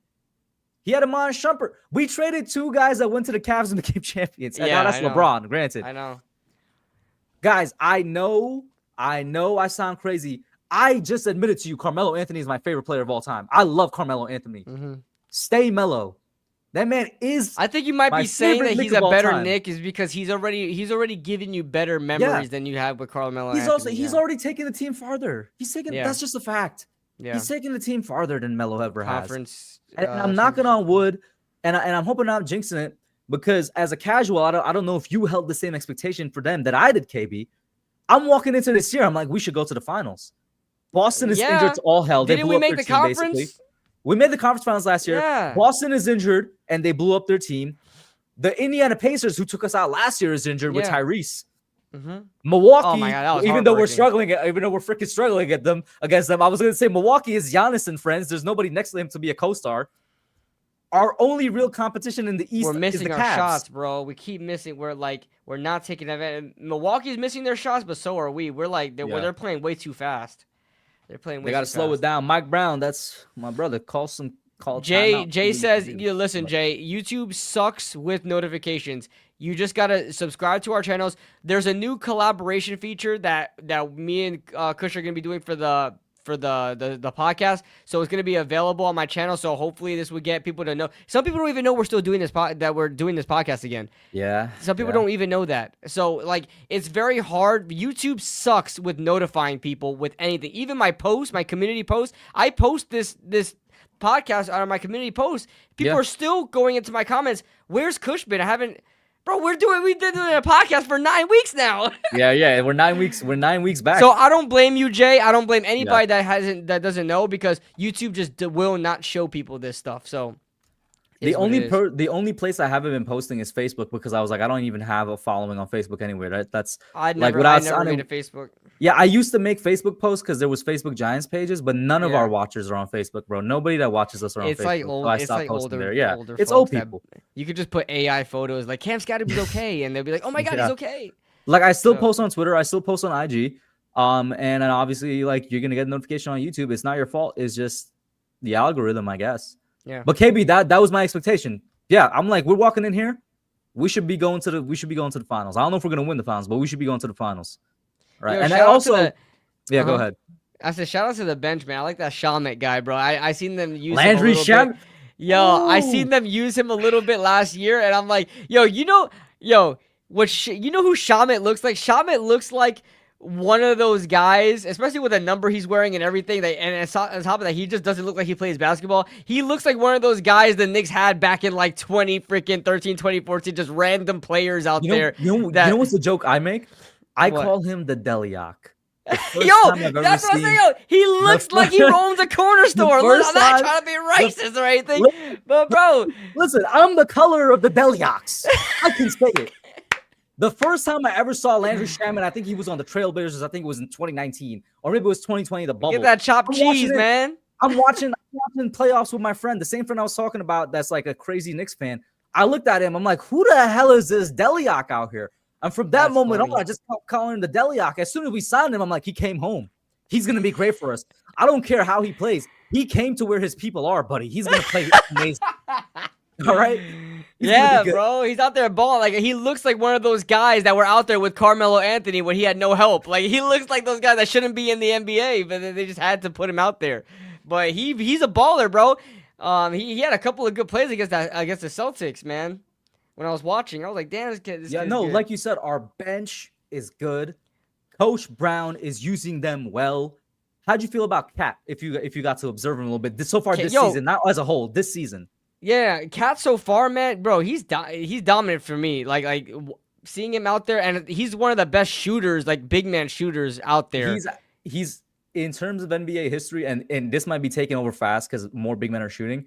But he is. A lot of people say he's the greatest big man shooter of all time, and that used to belong. What? For real? That used to belong to Dirk. But if you look at the numbers, especially the 3-point numbers. See, I don't even know Yeah. nothing about the stats or nothing like that. I'm just Cat- just the eye Listen, test. I guess I take an old head approach a little bit. I still lean Dirk, but I don't argue with anybody that says it. It's almost widely accepted that the greatest big man, specifically big man, the greatest big man shooter of all time is Cat. And that's kind of crazy because it's not like Cat is like, it's not like Right? he's Like an he's not all-time like great he's- center. Yeah, Yeah. exactly. But Yeah, he's yeah. the greatest big man shooter of all time. That's where his strength lays. But I'm But he's been interested to dominant, hear how you man. think he's dominant. Yeah, go ahead. I think he's I haven't seen him too much in the paint, like scoring wise, but he seems dominant on, like, I don't know about super dominant on defense. I haven't really seen it, but like on the catch and shoot. He's not a great defensive Yeah, player, he's not a great defensive guy, but like on the catch and shoot, when I'm seeing him and they just throw him the ball and he just catch it and throws it, I'm like, yo, damn, he's a pretty damn good like mid-range to 3 shooter, man. And I don't know if you saw last year, I think it was during the Philly series, round 1, he had that crazy game-winning 3 against Philly, man. Yeah. Oh my God, yeah. And Yeah. then that's the thing. Our two best, I guess I'd say our 2 best players, Brunson and Cat. Unfortunately, their deficiencies are on the defensive side of the ball, but that's why we have guys like OG and McCall who are amazing defensive players, and they OG's can still good, yeah. shoot. OG And went then- off in that first yeah. game. Oh yeah, man.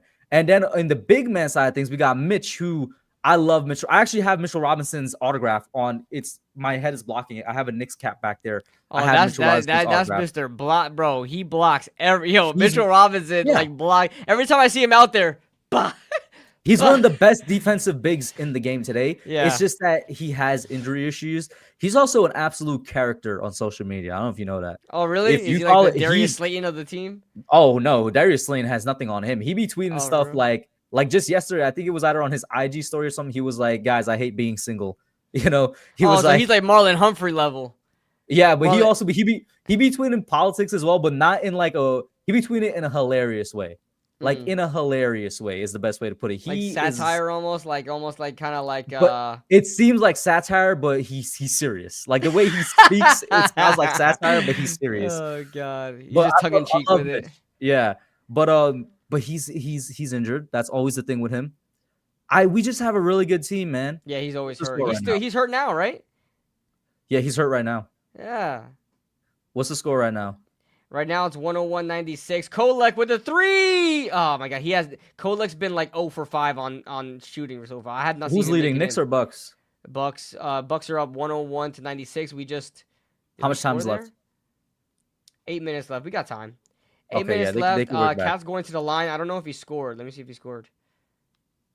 Now he missed, but he's going up to the line now to attempt some free throws. So Now, okay, this potentially, 3-point game. we've been speaking all positives. I guess this brings it into the perfect transition for what are the negatives you've seen. I guess I'll go in a little bit what I saw against Miami because I haven't been watching this Bucks game. Maybe you could add into that or add into what you're seeing against this Bucks game.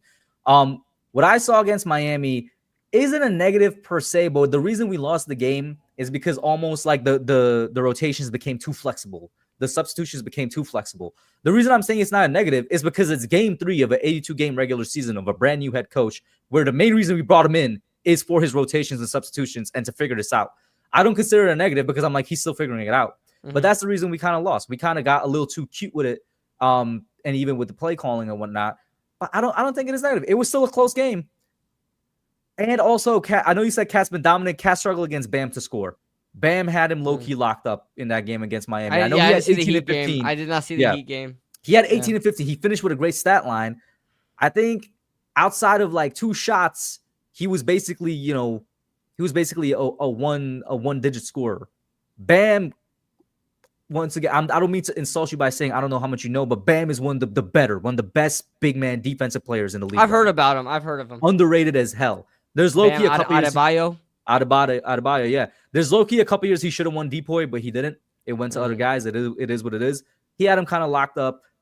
It is what it is. I'm not worried. What do you see in this Bucks game? Because you look a little bit animated in not the best sense from what you're seeing. Well, because we're just there goes Brunson. Brunson's back in. Yeah. Also, he also does have a quad injury. I don't think it's that serious because they're still playing him. They're still using him like heavily. He's still out But there. He's been that's out there the majority yeah. of this game. Yeah. That's to keep in mind, though. Yes. Yeah, Shout out to New York Sports. That's to keep in mind. So I'm trying to see who we have out there. Then McCall Bridges. Oh, we're coming back now, baby. We just took the lead, baby. See, okay. One thing I will tell you, again, it's casual, guys. Take it with a grain of salt, but I'm getting there. One thing I'll tell you is that the teams usually start hot, but they slow down really. In every game so far, they've had I didn't see the Heat game, but the other two games and in this game they started off hot and then they like allowed them to come back and kind of wound up winning games by a smaller margin. They're over here they just keep forcing their shots, keep going fast, They're not passing a lot and they're kind of just trying to will themselves to score points, but they're not taking advantage of Milwaukee's also missing their shots. They're also not doing very well. Even in their 3-point shooting, I don't think both teams have been doing well at 3-point shooting. Look at that. Milwaukee just missed it. Giannis just missed a midi. Brunson's going down now. Passing to OG. OG just got stripped. OG just got it back. Shamit 3! It's no good. I'm telling you. The threes have not been working today, man, on both sides. I'm a type of guy. Look, another 3 from Milwaukee missed. Like, everybody's just trying to just shoot threes, bro. I'm the type of person, Kush, I'm conservative. If you're missing your threes, I'm making the 2s. You know, I'm going to chip away at driving. Start driving. Exactly. If you're missing your shots, I'm just going to take advantage and just start hitting 2s.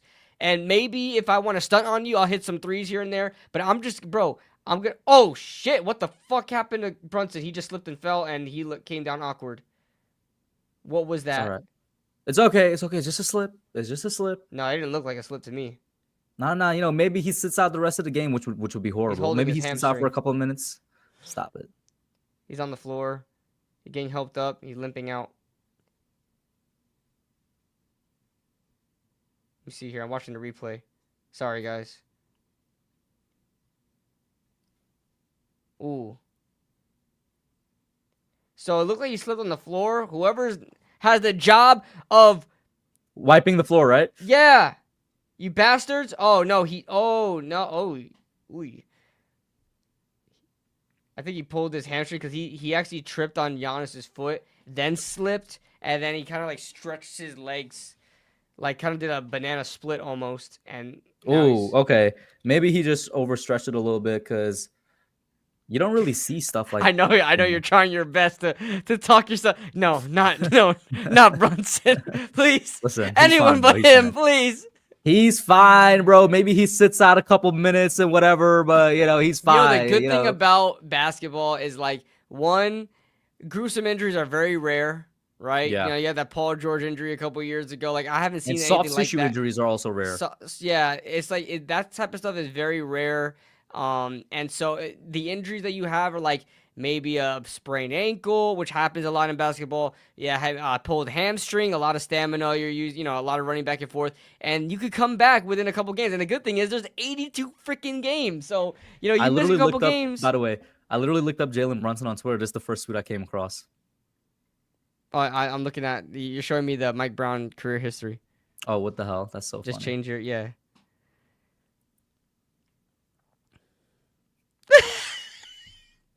Please get up. Please get up, please. Just look what he said. I'm already dealing with Malik Neighbors and Cam Skattebo. You're my only hope in New York. I'm telling you, it didn't look pretty when he went down, but the fact that he's walking, I think is a good sign. Yeah, but they might not have. It for the rest of the game, though. YouTube changed your name. Somebody told me there's a way to get it back to not show the usernames. I'll look that up afterwards. I'm sure a lot of you guys in here are probably just dudes that have been here for 5 years or so. Don't worry about it, man. But KB, I know that the Knicks game is winding down, but so is the podcast. So we gotta wind down by going week 9 across the NFL. And I'm actually glad a lot of you stuck with us through the Knicks section. Either you guys like us hearing us talk a lot, or you're also Knicks fans. Either way, thanks. I'm with it. Yeah, we're trying to expand this out a little bit, guys. So yeah. Oh, and listen, man, there may or may not be some positives that come from that as well. I don't want to speak before it actually happens. I'm gonna tell KB about it after the stream. I just remembered. But let's go ahead. I'm gonna have to pull up my picks as we get into week 9 across the league. Let me share this tab. Is it shared? Yes, it is. Let's scroll up to the week 8 results. Bam. Pull up my picks. Okay, first of all, I already know freaking the Falcons losing to the Dolphins, bro. What the hell happened there? Look at that Jets Bengals game, bro. I'm convinced that like the football gods last week, they honored Demarius Thomas. They're like, you honored the dead, bro. Here you go. Oh my god, Miraculous win. I'm gonna have This a week, terrible week. Holy They crap! honored Nick Mangold, bro. You're gonna have a terrible week. I think so. I think this is a terrible week for me. All right, so I picked Chargers. I'm assuming you did as well. Oh wait, let me get my notebook. Sure. Just gonna tally this up. Oh crap! Your said man. low-key been a bandwagon Warriors fan since 20. At least you admit you're a bandwagon fan. Because if you were a fan in starting in 2015, you when the definitely were, Warriors man. started their dynasty, I just seen a bunch of freaking kids. Genuinely just, out I'm of a nowhere. Warriors fan, bro. You don't even know what state they play in. All right, so Kush, KB, and this is week 8. Y'all, random. I also have my Halloween costume right next to me here. It's off camera. If y'all want to see, let me know. Just let me know in the chat. Who are you for Halloween?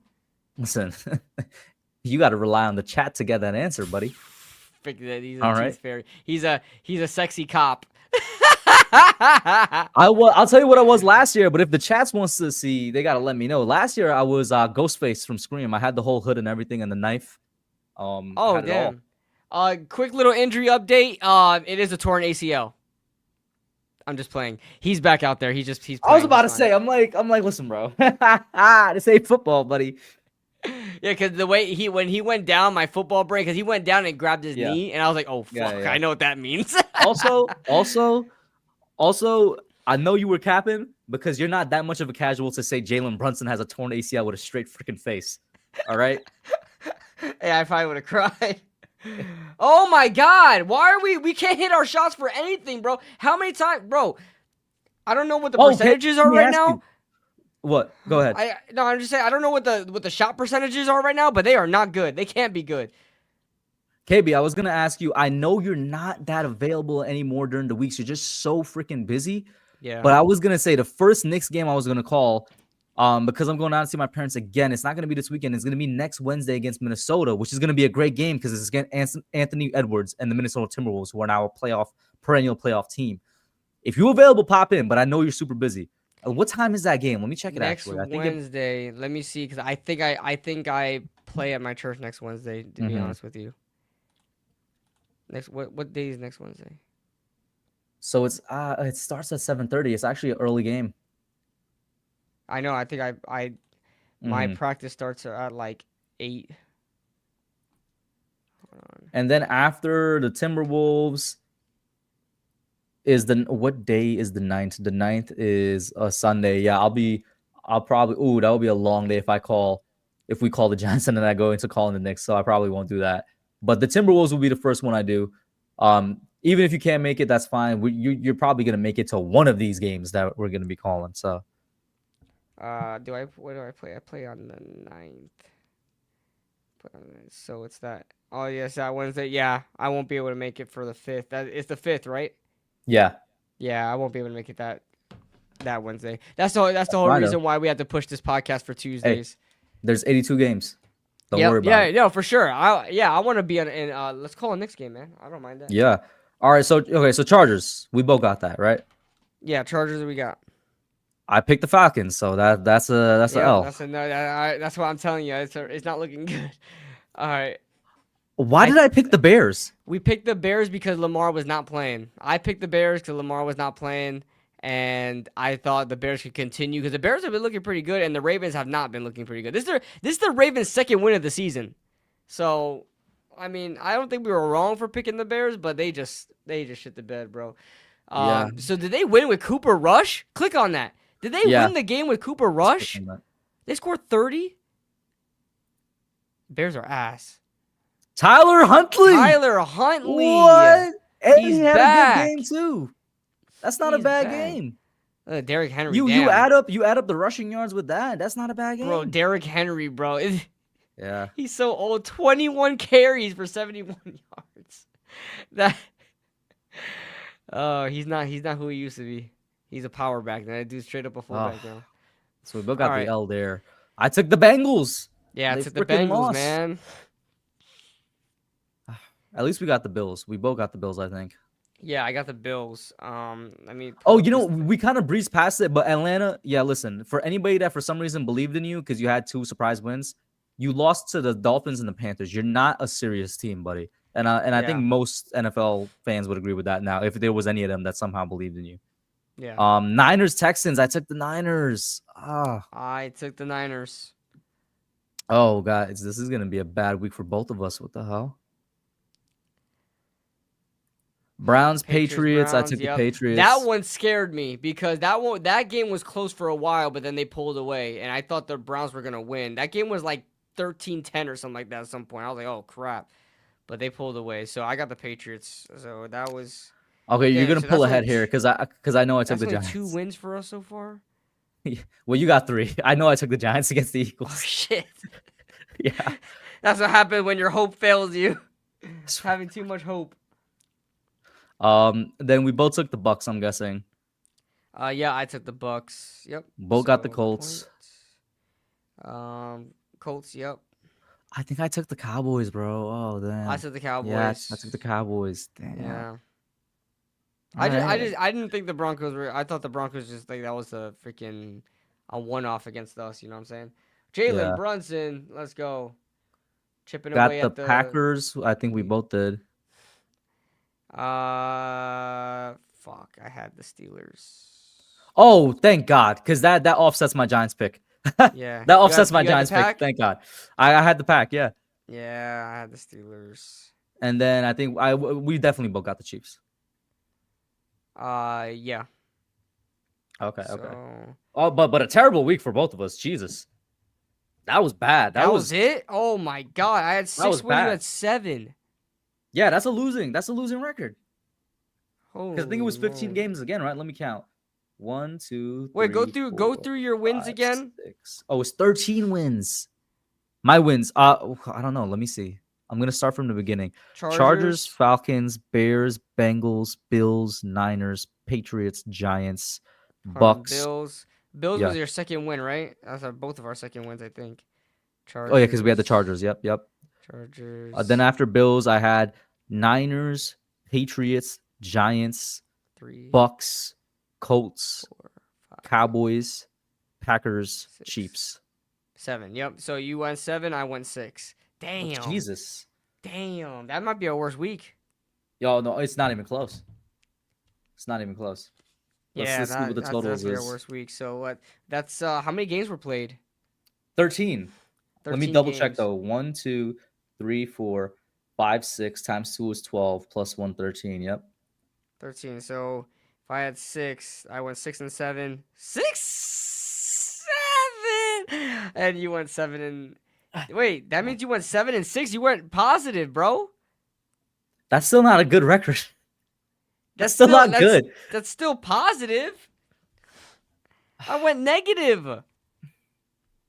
All right. So where does that put me? That puts me at good. The numbers are a little bit more tame, so I could do my math better. Yeah. That puts me at 75 and 46. Damn, bro. That puts you at 73. Uh-oh, he's coming up. I'm closing that gap. I'm closing that gap. 48. You are 2 wins behind, man. We're neck and neck, man. Yeah. Neck and neck. Oh my God, but how? How the mighty have fallen. We started out, I think the first 2 weeks we had like 2 losses. I know, man. Bro, and you would think that later on in the season you would start to understand these teams more, but no, It's been a any wacky given NFL Sunday, season. dude. Yeah, it's been a wacky NFL season, dog. Yeah. Even shout out to, I mentioned him before on the channel. He does not know who we are, but shout out to Tub Frog. I love him. He's one of my favorite channels. Every single video he's done this week as a recap, he's like, it continues to be like the weirdest NFL season ever. I'm just like, this dude he's right. Nobody knows what's gonna happen. All right. Let's try to Oh yeah, let me clear my list. get our get back here, man. All right, Let's I gotta go, go. guys. Yeah, I'm going Ravens. There's no way the Dolphins pull off 2 wins in a row. Yeah, I'm going Ravens too. And Lamar's supposed to be back this game. Supposed to be, guys. He was Gotcha. actually a late scratch against the Bears. So, Niners Well, Giants. yeah, I'm going Oh, 49ers. God, I'm sorry. I don't even want to talk about it. Niners. Chargers. Yep, that's easy. Chargers. Yeah, give me the Chargers. Yeah, I'm gonna go to Lions. They just the Vikings just don't have a QB. I'm going Lions too. Yeah, I don't know who are they starting this week because Carson Wentz needs surgery. Yo, Carson Is Wentz JJ was McCarthy ready? crying. Oh, Is- why did I click on it as if they're gonna tell me? Is JJ McCarthy ready? Does anybody in the chat know? It's not gonna affect our pick, but like they Yeah, don't have a It's QB. really not gonna affect my pick. But does somebody know like who they? The hell are they gonna have? Did they need to get Josh Dobbs for another Dobbs sanity? Damn. Let's see who's Tyrod Taylor. Right? Trade for Tyrod Taylor with KOC. Yeah, you really. Joe Shane, you sleepy piece of garbage. Ah. Send them Russell Wilson for a 3rd or 4th round pick. Yeah, right. With How KOC? bad do you want Russell? How With bad do KOC, you want bro, him? No. How bad do you want Russell with KOC? Right. The Your QB old whisperer. dog new tricks. The QB was the actual QB whisperer. Right. With Jettas? We saw my what he did God. against the Cowboys with Bro, neighbors. Jettas be going deep. Just go deep. Just run a straight line. Yeah. But Falcons, Patriots, yep, Pats. Gotta Yeah, be give me the Pats. Yo, Patriots, bro. That's a team that was down in the dumps. They got their quarterback. Their roster wasn't even that good, and look at them winning games. Listen, they got our quarterback, just like the Chargers got our quarterback. All right? Yeah. They both got our quarterback. Mhm. And up next is the team that also got our quarterback, Colts Steelers. This could low-key go either way, but I'm gonna go with the Colts. Yeah, but- I'm riding that Jones train, man. But guess what? As I'm soon going as they hit the Colts. playoffs, I'm picking against them every single time till they lose. I don't trust them Bro, in the playoffs. Bro, if Daniel Jones makes a playoff run in his first season with the Colts, I think what John happens, Mara bro? might. What are we- Okay, I was gonna say something that actually might get the stream banned. by the way, I think John Mara might die like of a heart attack. Like, yo, just to let you know, the Knicks lost. damn. There's close all less the than way. 2 minutes left, and it's 114 to 105. It's done. Never lose hope, but yeah, it's looking dire.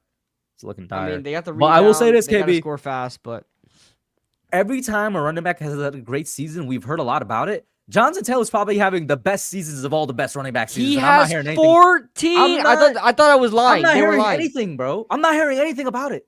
He has When- 14 touchdowns, and we're not even Bro, halfway through the season. Let's we go are back to 2018. When Todd Gurley was having great running back season, we talked about it. When Derrick Henry was having great running back season, we talked about it. Saquon When Barkley Saquon last Barkley year. was having great running back seasons, we talked about it. CMC. CMC, we talked about it. Jonathan Taylor is having better seasons than all of those guys. So consider that as a fact. That's how great his season is. I'm not hearing a single thing about it. Mm-hmm. And for all of those guys, arguments were made, rightfully so, for MVP consideration because the MVP is a quarterback award, and I disagree with that.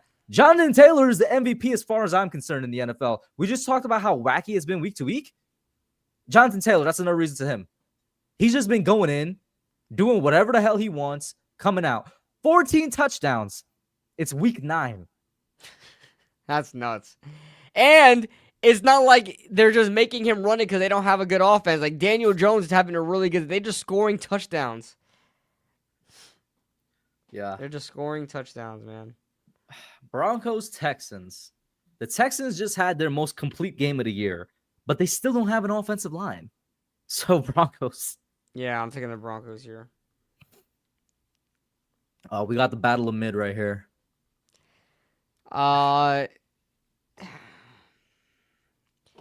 Being the Bears just lost to freaking Tyler Huntley, bro. Yeah. I might take the Bengals here. Well, the Bengals still putting up 30 plus with Joe That's with what Joe I'm Flacco. saying. So. They got Jamar Chase. I'm gonna get crazy here. I'm gonna try to bet against the favorites. Like, I'm sure the Bears are probably gonna be the favorites here. I'm trying to bet against the favorites. I'm gonna choose the Bengals. No way the Bears are the favorites. Matter of fact, let's look that up. There's no way the Bears are the I favorites. think they are because they don't have Let me see. they have they're healthier.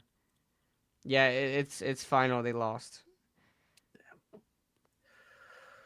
Yeah, the Bear, you're right. They're favored by 2.5. Yeah. Which I disagree with. I'm also going Bengals because the Bears, they don't have a good defense and their offense can't keep up with the Bengals offense. So like that's just to me equals Bengals. Yeah. The Bengals have a good defense either, but The Bears' defense has not been good this year. Panthers, Packers. Come on, Ooh. man, Packers. What are you saying ooh for, bro? Oh, the Panthers, they're freaking what, 4-5, 4-4 now? They're 4-4? Here you go. Here's the Panthers' last game. Go ahead, Don't bro. hate them, bro. They're 4-4, bro. The Packers have not All been right. good either. They almost lost to the Cardinals with Jacoby Brissett. All right. They did, but they bounced back. This Panthers defense is not good. It's not good, yeah. The Packers defense ain't It's good not either. I'll take the Packers then. All right, Packers, Saints, Rams. Yo, Rams times 1,000. They have Tyler Shuck is playing, bro. Good luck. They're starting him. Yeah, they're starting him because Spencer Rattler luck, cannot win a Shuck. game besides when he plays the Giants. So, Yeah. Jaguars, Raiders. Oh, battle of garbage. Give me Jags. Yeah, give me the Jags. I'm so out on the Raiders after being in Jags on them, is man. just the better garbage team. Now here's the Chiefs- first one where we could actually have This might be cinema and it it might not because both teams Yeah. have not been up to expectations. what they should be. Yeah. I'm gonna go with the Chiefs purely because they have more momentum, and that's it. Yeah, that is true. That is is true. literally it. Josh Allen, I think in the And regular season has been Can better, Yeah. And can but I'm beat the gonna still go with the Chiefs. Chiefs. I don't I'm think. gonna go with Yeah. I'm gonna go with the Chiefs just for the sort. I believe in Josh Allen and I love James Cook. For whatever reason, the Chiefs just have it on the Bills, man. I don't know what it is. I agree with Jay, by the way. I've only seen one specific angle of Carly Ursay, but she low-key a baddie. That's enough for me. Yeah, I think she gets a little too dolled up for me, but. She's also old. She's like 50, so let her yeah, get dolled but, up. You know. But listen, you know what I'm man, saying? the older the berry, the sweeter the. No, that's not how to say it. Whoa! Whoa! My God! Listen, the This- wrapper this can be man- wrinkled, but the candy is still sweet. Whoa! it is. Damn! That's what it is. Listen. Damn. Yeah. Well, by the Giannis had way, 37 points. Yeah, why the hell wasn't this game on Sunday Night Football, bro? I think because it's always on Sunday Night Football. Every time they play, it's on Sunday Night Football. Maybe that's why. I don't know. Yeah, I don't know why. You know what it is? I think because Seahawks have an exciting team, and the Commanders, they thought Jaden Daniels was, and that team was going to be exciting. So maybe they thought it was going to be some sort of shootout. I don't know. Maybe it should have been Chiefs Bills. You're right. Why the hell Speaking are of, yeah, Cardinals I'm and going- I'm going Cowboys playing Seahawks. Monday night? I don't know.